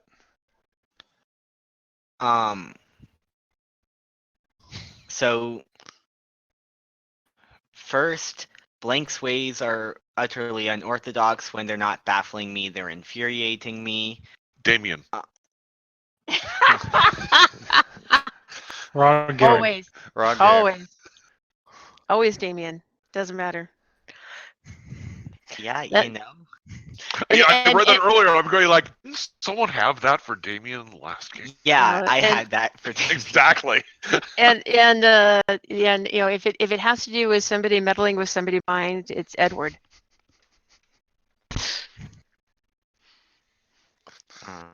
Okay, so who did you pick?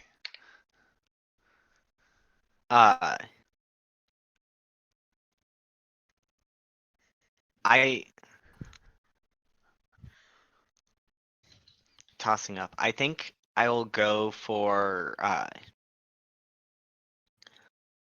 the mighty Joe Young For which one?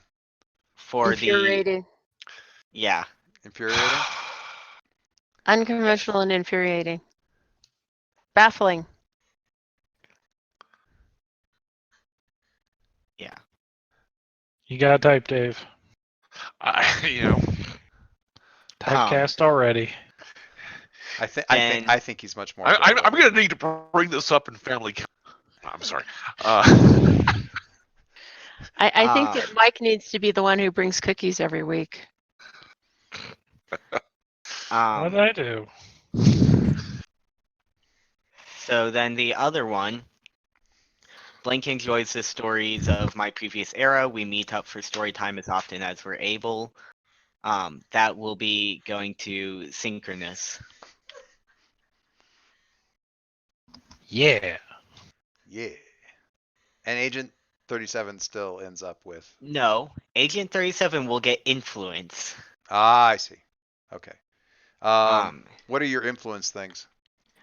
I'm going to go with because I have a difference. I can give to 3 people, so it will be going to Synchronous, Met, and 37. Okay. Duly noted. So everybody listens to, like, a lot of people listen to what 37 has to say, but they're very low key about it, because apparently 37 is very low key about everything. Wait, so you're saying 37 is Loki? Oh, that explains so much. Kind of does. No. Kaylee was just reading through the incorrect quotes thing and was enjoying herself immensely. Enjoying it. Yes. Anyhow, okay. And that brings us to the oft mentioned 37. I'm actually going to ask for volunteers on this one. All right. The first one is blank is crucial to the long-term success of Aegis. I must protect them. And the second is blank isn't always thrilled with the way Aegis handles things. I'll come to value their critiques even if I don't agree with them. Because I didn't want to like put an opinion in anyone's hands, I definitely was going to leave the second one blank, and so I figured I'll just Somebody see said somebody. something. Yeah. hmm Well, I certainly, or saying definitely does not like Aegis's methods, so I think they could fit in very well into that one. Sure. All right, sold. You know, they just need to let heroes be heroes, not tell heroes how to be heroes. That's my job. That's the unspoken part that he'd be like, no, well, I mean, I mean, yeah, I mean a little bit, but no. You tell Like, heroes when to be heroes, dear. Mm. No, well, okay. I guess You need to be a hero right now. I didn't know if Margie was saying that as Met, or if Margie was saying that as quoting Sync. Like I was reading it as her quoting Sync. You know, they shouldn't be telling heroes how to be heroes. That's my job. Yep, exactly. Anyway, I mean, kinda. kinda. So that's All right. one. Who's crucial to the long-term Who's success? crucial to the long-term success of Aegis? Is he just looking to breed super soldiers? Ooh. I mean, who isn't really? Um, Not a I will weekend goes by volunteer with me. myself for that. They just don't know why that's true. Sold. So the future stuff. Who hasn't Or they don't know what that means, what Aegis means in the future. who hasn't laid out their relationships already? Some of us have done it, some of us have not. Everybody's got it. I can keep track of it. Yeah, everybody's done it now. Okay. So influence. Tell 2 of your teammates what they did to earn your esteem and give them influence. I am giving it to Synchronous and Mighty Joe Young, basically for charging in and doing crazy shit, which was highly entertaining personally to me, and therefore was worth it.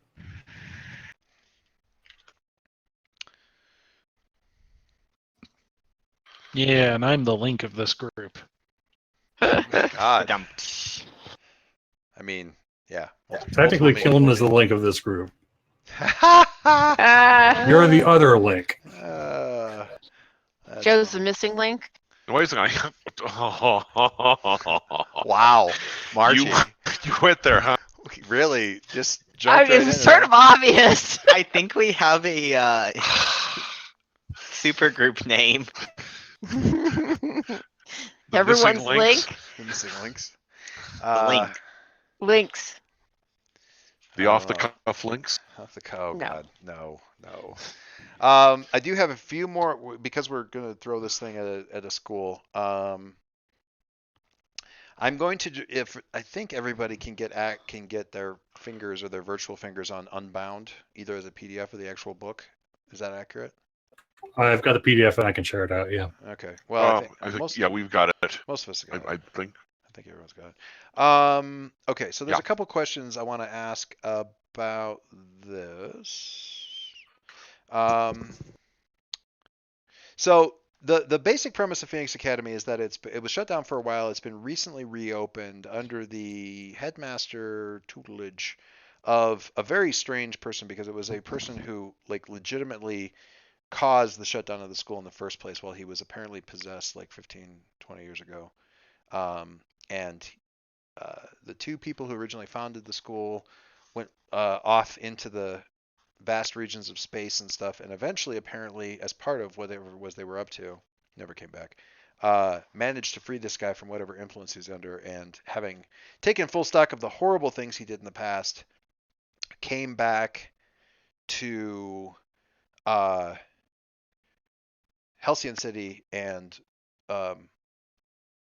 basically threw himself upon the mercy of the authorities and said he wanted to start the school back up. And after much debate and still a lot of disagreement and so forth, they let him. So you have, as a headmaster, this Hellbinder, who looks exactly what you think he'd look like, sort of, except he's in a white suit. And there's quite a few, starting on page 79, there's like a suggested faculty, random people who are on the faculty, that kind of deal. There's before that, 2 types of teams generally form in the halls of this hero high school. Official school teams become clubs, while cliques are sort of ad hoc and just peer teams. Super teams operating under the full sanction of the academy are known as clubs. Students must have faculty sponsorship to form a club, and most successful clubs have their own history and traditions, including trials for new members. The school stands behind the clubs when their exploits cause property damage or if their reputations are in jeopardy, but the sanctioning also means the club have obligations. So there's approved uniforms. They spend time doing public service projects, periodically act as security on campus for boring stuff. They also get singled out as teachers' pets or targets by villains looking to start feuds. So they give some examples on page 74 and 75 for sample cliques and clubs. Honor Roll was the one that I immediately tagged on for putting, and I'm going to have to go back and look at Mike's thing, but Powertronic? Powertronic. I was like 3/4 of the way there. Um, I want to think they're a robot. That'd be cool. Or they've got like a suit or something. Yeah, something Yeah, along those something lines. like that. Yeah, I like it. Powertronic. And I mean, I need to have like a superpowered version of Josie and the Pussycats here. So we're absolutely going to have the Mistakes, as the all-girl punk band and super team. Beyond that, I have no particular thing. It sounds like you guys would be more of a clique, I think. Which Yeah, is, at this point, we're not sanctioned. yeah, street. They form out of friend groups, ad hoc circumstances. They don't bother getting official sanction. They just hang out and fight crime whenever they feel like it. They're more faculty members tend to be a little bit more suspicious of cliques, more likely to crack down on their misbehavior. Hellbinder gives them more leeway to cliques than prior headmasters, but that only goes so far. Cliques are expected to avoid getting in the way of clubs, picking fights on school property, or creating bad press. Of course, clubs often seek out cliques to blow off some steam, since they feel it's unfair they have extra rules to follow and the cliques don't. So that's kind of a thing. I just wanted to kind of frame that up. And there's some stuff on page 76 and 77 that you might want to glance at just in terms of your, like what playbooks you have and what they sort of have to say about this. So the Harbinger's got a note in here on page 78. You got to go a little further for that one. The Soldier is in, there's notes really for everybody because pretty much everybody works in Phoenix Academy. Phoenix Academy is sort of like the default setting. I think of it as sort of the default setting for masks turned to 11 a little bit. The last questions I wanted to ask, though, they have on page 79. So where they start talking about the Dang it. the faculty. Sorry. Hellbinder changed his ways during the final meeting with the founders of the Phoenix Academy. Similarly changed his appearance. His powers are the same. He's a master of arcane energies, which often manifests as hellfire. He arrives in a flash of bright light and heat at times when it's very fortunate or unfortunate for him to appear. Students tend to keep their heads down on days when Hellbinder walks around the halls. The administrator, day-to-day operations fall into the hands of Selma Schwartz. Looked like an ancient when Infinite first brought her into the Phoenix Academy as a secretary. She served the school admirably for decades, still, and knows which kids are out sick, which teachers left for Jupiter, how much time villains have on their clean slate accounts, that kind of thing. Math teacher has no powers, but everyone calls him Mr. Brick. The English teacher is sort of kind of if Wonder Woman and Aquaman were mushed into an English teacher with Sinbad. She's pretty cool. The gym teacher is one of the villains trying to work off some of his time in maximum security prison by being the gym teacher. He's like, basically he's if Amazo was your gym teacher and limited to like 1 or 2 power sets. Is what it basically boils down to. And I didn't really go that much further into it. There's a bunch of other people you can use or not use or whatever. But more importantly, because we're trying to set this thing up in the school, and have had a little bit of time since you guys sort of met up and agents have stepped in and we're going to get you guys into, they're all part of Phoenix Academy. They're all part of the Bright New Future, blah, blah, blah. We're going to get you set up in there. A little time has passed. So what they say to do in here is once every player has introduced their character, starting with the player that introduced their playbook last, Each player chooses one of the following questions to ask any other player. The answerer must choose or create a faculty member for their answer. Once the answerer has addressed the question, they get to choose a different question to ask another player that has not yet replied to one of the faculty questions. This continues, basically it's popcorn initiative. This continues until each player has asked and answered one question. You can pick whichever, you don't have to go in order in terms of questions. Players can discuss answers, but the answerer has final say as to what they believe about the faculty member in question. These questions are in character, speaking to what the PCs believe is going on. The GM might fold the speculation into their plot lines, or they might resolve it in a different way. Every school has rumors about the staff. So, in our winding back and forth, I think we're back to Bill and Alex to ask a question. And then head down the list. Okay. I am going to ask Mighty Joe Young, what teacher will just not cut you a break?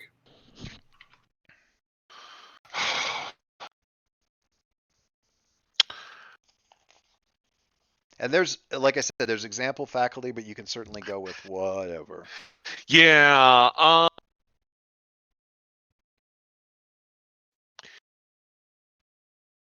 I am going to say the. I'm sitting here reading quickly. Mm-hmm. I'm going to say the English teacher, which the example given is Princess Azarella. Arizella, but yes. Princess Arizella. Arizella, yes. Because she somehow learned that Joe had done poetry in a creative writing class in his freshman year back before all this happened. Yes.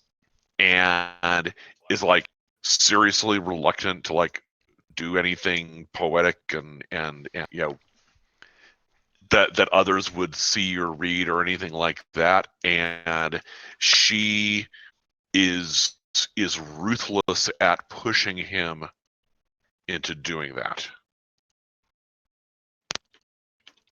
Love it. Yeah, so yeah, Princess Arizella meant to return to her undersea kingdom after graduation only 4 years ago. Instead, she retained her identity as Cutlass and became Phoenix Academy's first-year English teacher. So she's brand new this year, and by God, she's going to make a difference or something. She does hand-to-hand combat. She teaches hand-to-hand combat and English because, Why of not? course, she does. So that's fun. And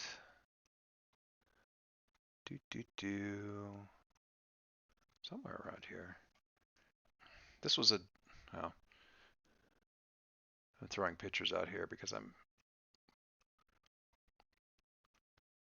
randomly grabbing. I thought I had a picture of Arizella floating around somewhere. This was one that Kaylee, much against her will, did up for me for Hellbinder early on. She doesn't like Hellbinder very much. She didn't want to draw him. I swear I had. Oh, yeah, this is just a random picture I pulled of Arizella. Anyway, so Dave, you had the question thrown at you, so now you can throw a question at somebody. So I could throw a question at someone else.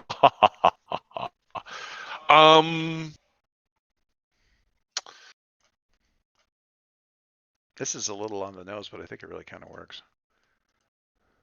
Yeah. Your English teacher. Sure. Oh yeah. / beating the crap out of you, teacher. She's hot. Speaking of which,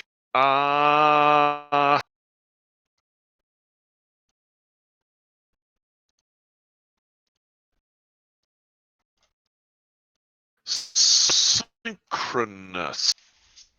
Which teacher do you believe is secretly a supervillain? Oh. Because if there would be one person here, except for maybe 37, who'd be on the outlook for supervillains, it would be Sing. I mean, I think that's hilarious. So yes.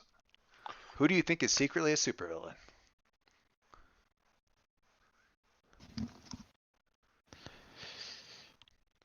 And you can make somebody So- up. You obviously don't have to pick from the book. I'm just. Oh, I know. I'm just Yeah. trying to think of something really quick. My initial thought, just looking at this, that math teacher, Mr. Brick. Because he doesn't have any powers at all. Well, no, it's not Exactly. because of that, but it's Is he because because he's tough? yeah, because he's tough. It's like all these people have powers. You should be treating them nicely. They're trying to save the world. You shouldn't be bothering them with Math. geometry. Don't know much about history. Nickname every student uses for math teacher Benjamin Rick. Random. Throw him up here. So you think he's secretly a supervillain? Uh-huh. That's your theory. Because he's so mean to everybody. By giving him homework. I can't tell you how to do lines and angles and stuff, but I could draw it if you give me a thing. Okay. All right. Throw a picture at me. Or throw a question at somebody, rather. All right. Let's see. Kiln. Which teacher do you think should retire? Actually, let me ask this correctly. Which teacher do you think should retire? What?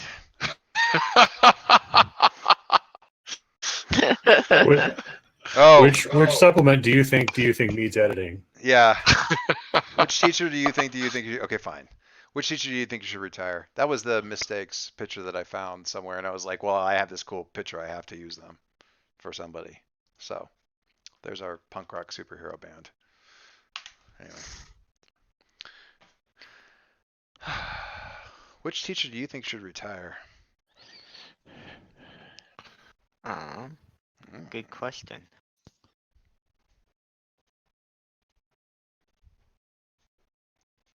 If anybody knows anything about old stuff.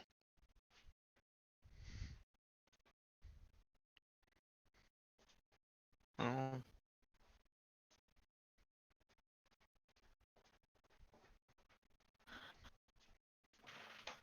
I mean, the history teacher is obvious, but he's fun. Oh, right. Isn't he the one that's got like the Yes, cat? Yes, he's the cat. Yeah. Part-time cat. You could just say the biology teacher because they have it all wrong. No. What do I know about the future? I barely understand this future. You let people alone have more spleens future. now. I don't know about spleens. What are spleens for? They let you fly? I have a suggestion for you if you want. I mean, always open. It's the teacher of applied mythology. Because applied mythology in a superhero setting would be like that's a working class. But you caught him out on something that you know for a fact. Yeah. I like it. The applied mythology teacher. And like, you really need to, because it has such a modern application. Like, you really need to be certain on that, especially when you know like there's someone from that time in the room. Like, come on, man. Do your homework.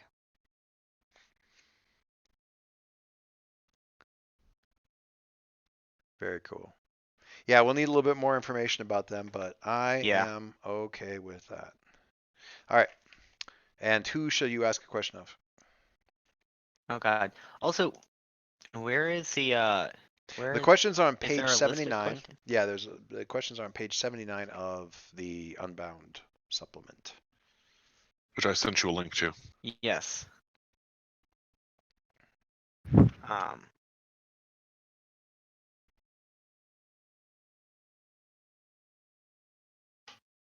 do they have to match up with the playbook or? No? No, there's no alignment with playbook. It's just Yeah, ask it. no. So Okay. there's faculty questions right there in the middle. You can ask anyone. You just need to ask somebody who hasn't had one asked of them yet. Oh, wait. Oh, Which whoops. I think leaves. Who's that leave? Um, oh, Uh, there we go. 30, Sorry. 37 and Matt. Matt. Yep. Yeah.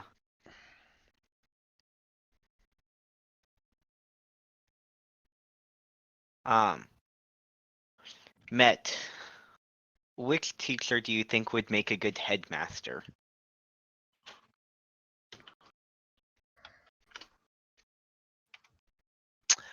Um,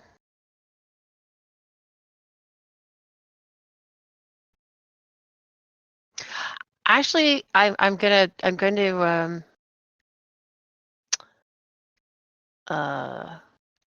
I'm actually going to choose somebody who's not the teacher.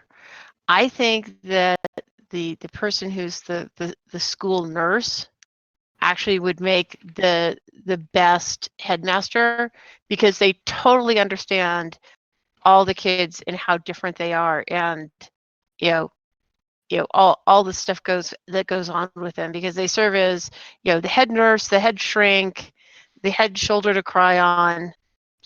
School in Nurse and counselor. nurse and counselor, not career counselor, although sometimes that too. I like that. We need to get a name for him, but and a little bit more. But I like that a lot. That's great. And that leaves you asking a question of 37. That's right. 37. Saving the best for last. Um, Question 2 and question 4 that are still open. I see that. I'm actually going to go with which teachers do you think are hooking up? Because, that's a nice gossipy thing. Yeah. 37 has surveillance photographs. If anybody would know. Uh-huh. I'm really going to have to go with Sergeant Surge and Professor Positron. Oh my God. That's a match. I Made someplace. in machine shop. Yeah. Professor oh, the science teacher. Cybernetic technopath from The the future. cybernetic technopath and the robot. There you go. Nice. Strange now. I got to read more up on him. Now we've learned more about his true passion.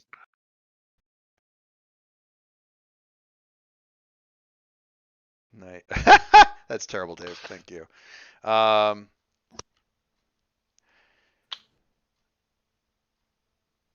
Okay. Very cool. And we have cyber devices and stuff. It says continues until each player has asked and answered one question, and I think everybody has. I think Mhm. everybody has. I don't think I had any other bits, and there's other bits and bobs in there for any of that. But I would say it sounds like we have an assignment to look through the Phoenix Academy material. Yeah, read up on that. If there's any questions, there's a move in there for rumors that comes up. The academic move gets used every so often, like midterms and end of semesters and things like that. I'll do some thinking about what the first session is going to look like so that I don't repeat myself any more than I absolutely have to.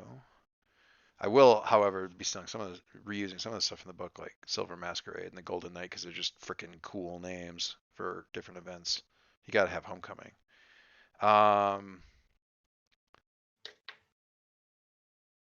Making the grade with an academic move, disappointing an adult, blowing it, all that kind of good stuff. There's a few different stuff. If you take a look at page 90, the agenda is a little bit different, or they add some stuff to it, both for me. Turn rites of passage into massive cliffhangers. Opportunities for rebellion. Not going to be hard. point out unwelcome similarities, wedge them between social groups, that kind of stuff. The other thing that I need to go back and look at my notes because it's been a minute since I've done this. One of the things that I stole whole cloth, which I found has ended up being terribly productive. It ends up burning a little bit of time, and we won't do it right away. But we will do it probably first or second session. We won't do it as like the first thing. There's a thing that I borrowed out of Monster Hearts, because Monster Hearts is also set in a high school, where you set up your homeroom, and you kind of like basically you make like sort of a grid of about like 20 seats or whatever, and you put yourself in there in various places, and then you define who else is sitting in the classroom and what their deal is. We'll give it a minute on that. Like I don't need to do it right away, but I think it's a great way to immediately front load some more NPC kids, and give us something like at least me a list of people I can reach back to and use, and start to establish some stuff going on, things like that. What I did this with Kaylee's group, and it was pretty nice. It was what they ended up doing was basically like every basically they had a representative of every playbook in the homeroom, which was kind of just a fun way of making sure that this is how many people we need before we're sort of done, and that was kind of fun. Gave you some foils and people to bump your heads against and that kind of deal. Anyhow, so if everybody's down for that, we'll probably do that sometime. But I gotta go and look at the notes and stuff, and we're not going to start with that anyway because that's it's more character generation right at the beginning, which I think we have got. But I don't know. I mean, since we're in a school, I like the idea of getting the NPCs. If you guys would rather not do that, just please let me know. Say so now. And before we're really close, we should get going. We got like we're at -1 minute. With the setup or anything like that, we didn't really talk about where we were or weren't with some of the previous Menagerie stuff. I mean, Quill Foundation is out there. We didn't really need to answer that question. So I guess this isn't really roses and thorns. It's more like I don't know, stars and wishes, I guess, or wishes. What are there any particular do speak up? Are there any particular like NPCs that we want to like make sure show up that you're really hoping are kind of part of that? I mean, Waters has shown up. Obviously, Aegis is going to be in here. Cool Foundation is going to be doing some stuff, obviously, with Joe. Does anybody else have any other stuff? It's very selfish of me, but I'm going to ask for Nono and Hot Mess to make an appearance. I think Hot Mess I concur. would be fantastic. Nono would be great too. Yeah, whether or not they are whatever they are in Bill's thing, which I don't want to. I don't think I could necessarily do justice to, but we'll definitely have them in. I mean, that we just filled 2 seats in the homeroom, I think, which would be fantastic. If that's okay with everybody else, because I think they're a ton of fun. And if we're doing fan favorites, if we've got Agent Waters in there, if Agent Parker shows up at some point in time, I would be delighted to have her dry wit and humor appear. Excellent. Okay. All right. Since Aegis looks like it's going to play a role in a number of stories. It seems like there's a lot that we got kind of an ancient tech thing going on that we didn't really have going on before. It's pretty Earth-centric. We don't have a lot of extra galactic stuff. And we had the generation ship, but really they were like, please undo the thing that made us have to come out here and do this. So that's still kind of pointed back at Earth. I know Marty had said like if she was going to play a protege, she wanted to be like sort of the protege of the Magus, but not Charlotte and not Everard.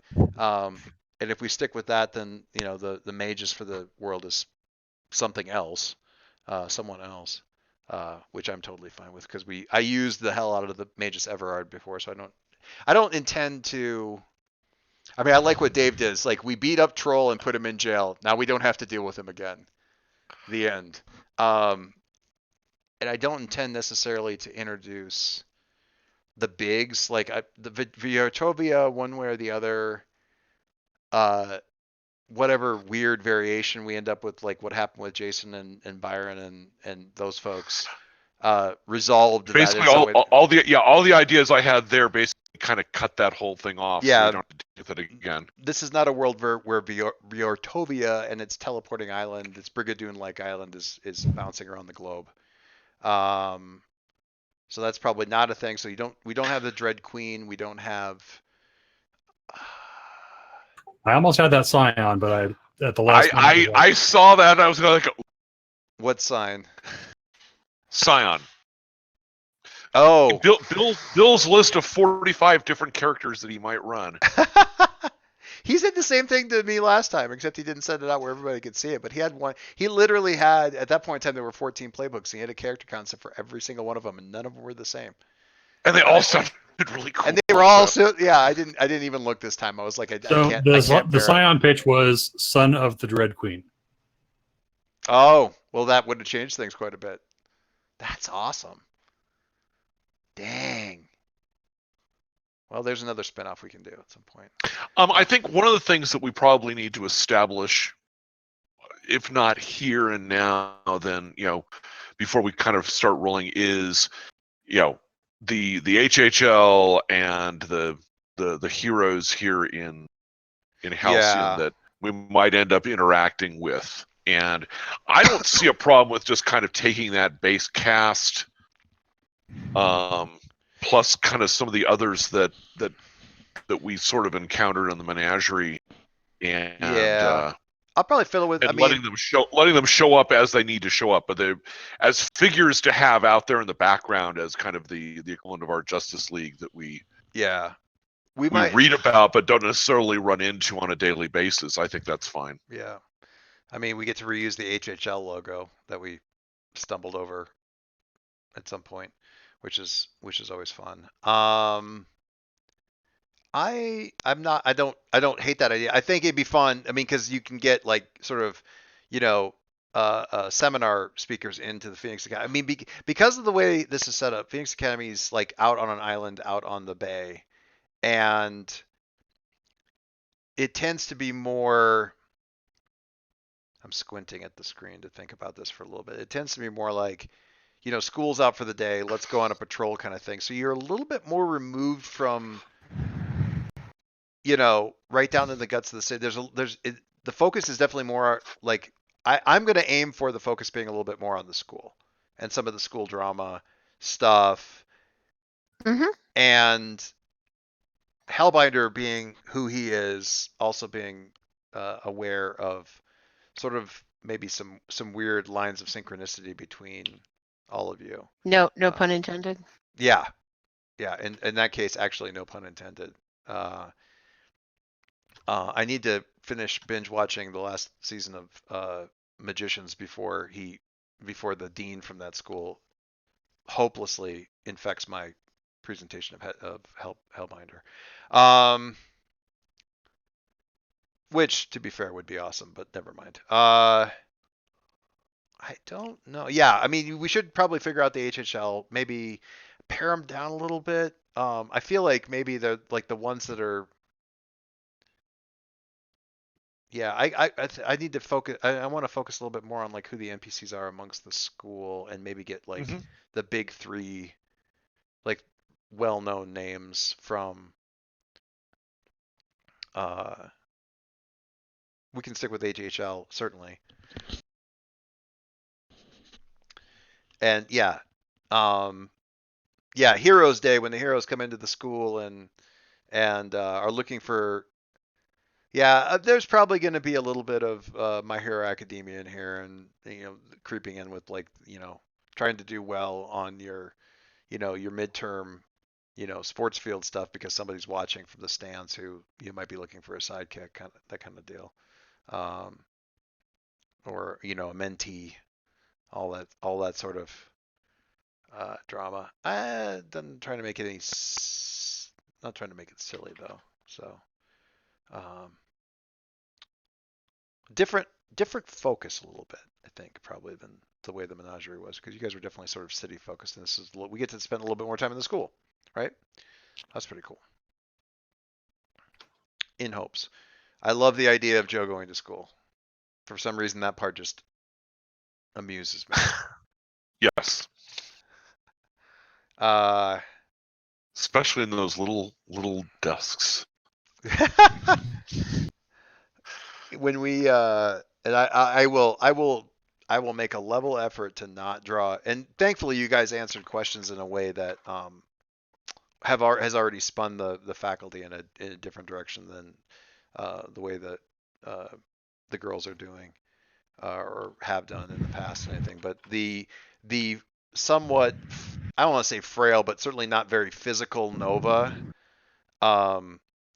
who's like a danger to herself and others because Nova picked Sergeant Surge as the one who just won't cut her a break, which made gym class a living hell for everybody all the time, and it was fabulous.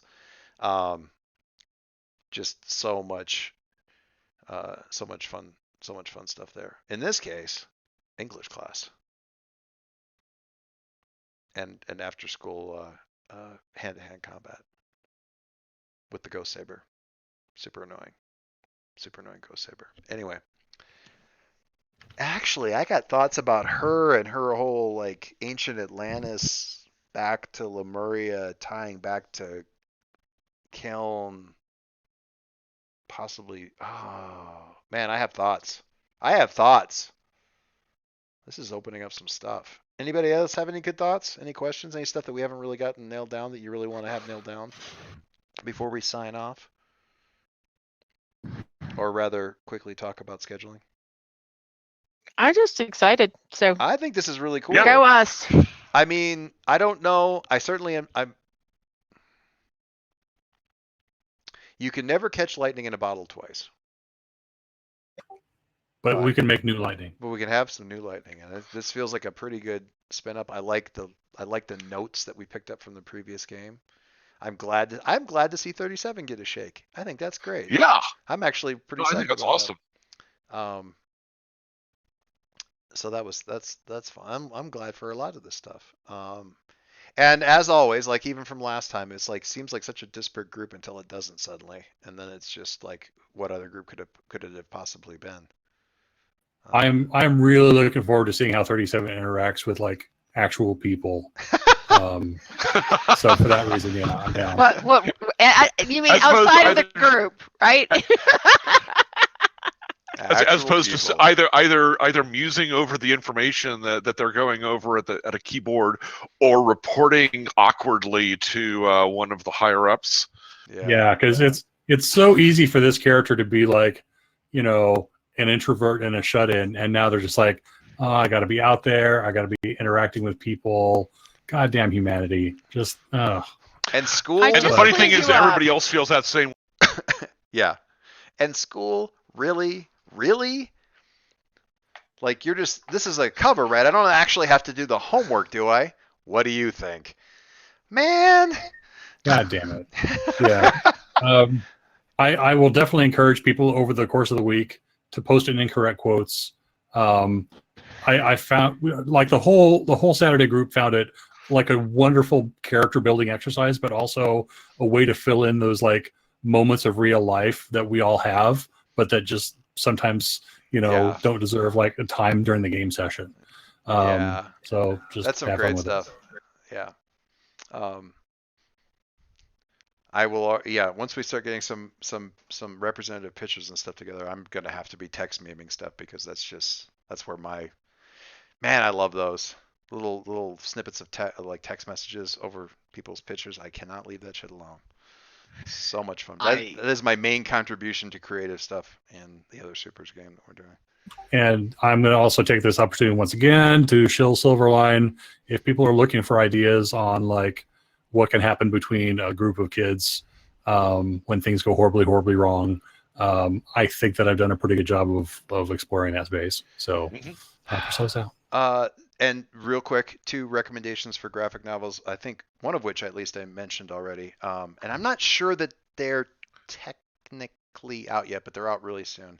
I have copies because Kate goes to literary like book conventions and stuff and gets like the advanced copies that like have the last 18 pages are black and white or whatever. But keep an eye out for Anti-Hero. It is delightful and charming and wonderful, and kids in middle school in Gotham does not have to be how you think kids in middle school in Gotham would be. It doesn't have to be Gotham Academy. It can instead be this, which is just a ton of fun. It's a great lead in. You probably pre-ordered it or something like that. And the other one is I think it's called Shadow of the Batgirl, maybe. And It's on my shelf. It is, again, delightful, but it's a Cassandra Cain Batgirl story, but not like Cassandra Cain in the Gimp Mask Batgirl, but Cassandra Cain like fashioning together like a cape and a hood with like sort of stitched on bat ears out of like a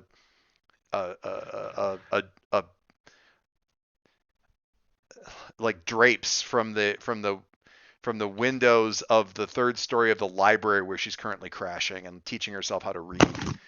It's a reimagining of her origin that stays fairly close to the overall concept, but not the execution because, well, let's face it, it was a time. Yeah. Also, that Batgirl costume, originally Huntress. Oh, really? The Gimp Mask thing? Uh-huh. Oh, I see. This one actually had backstory for why it was like that. This one strongly reminds me of like sort of Spoiler, like with the hood, like the hood and cape thing. So there's a Spoiler look to it.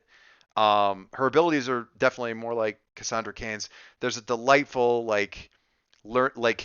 the fact that one of her first friends her own age that she meets is the guy who doesn't really want to be a jock, even though he's probably pretty good at being a jock, who's obsessed with romance novels, and it is wholesome and good and just ridiculously sweet and adorable.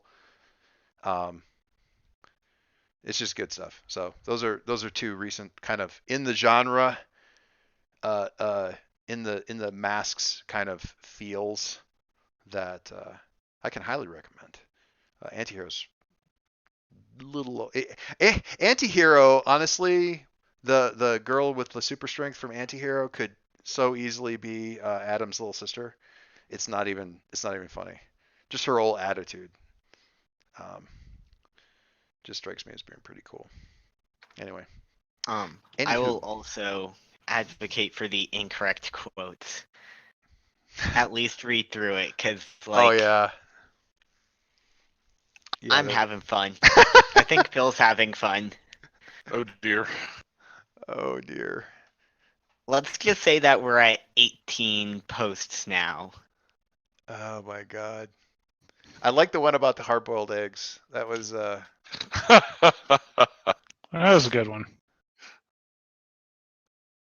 Leave me to do my dark bidding. What are you bidding on? I'm bidding on a table.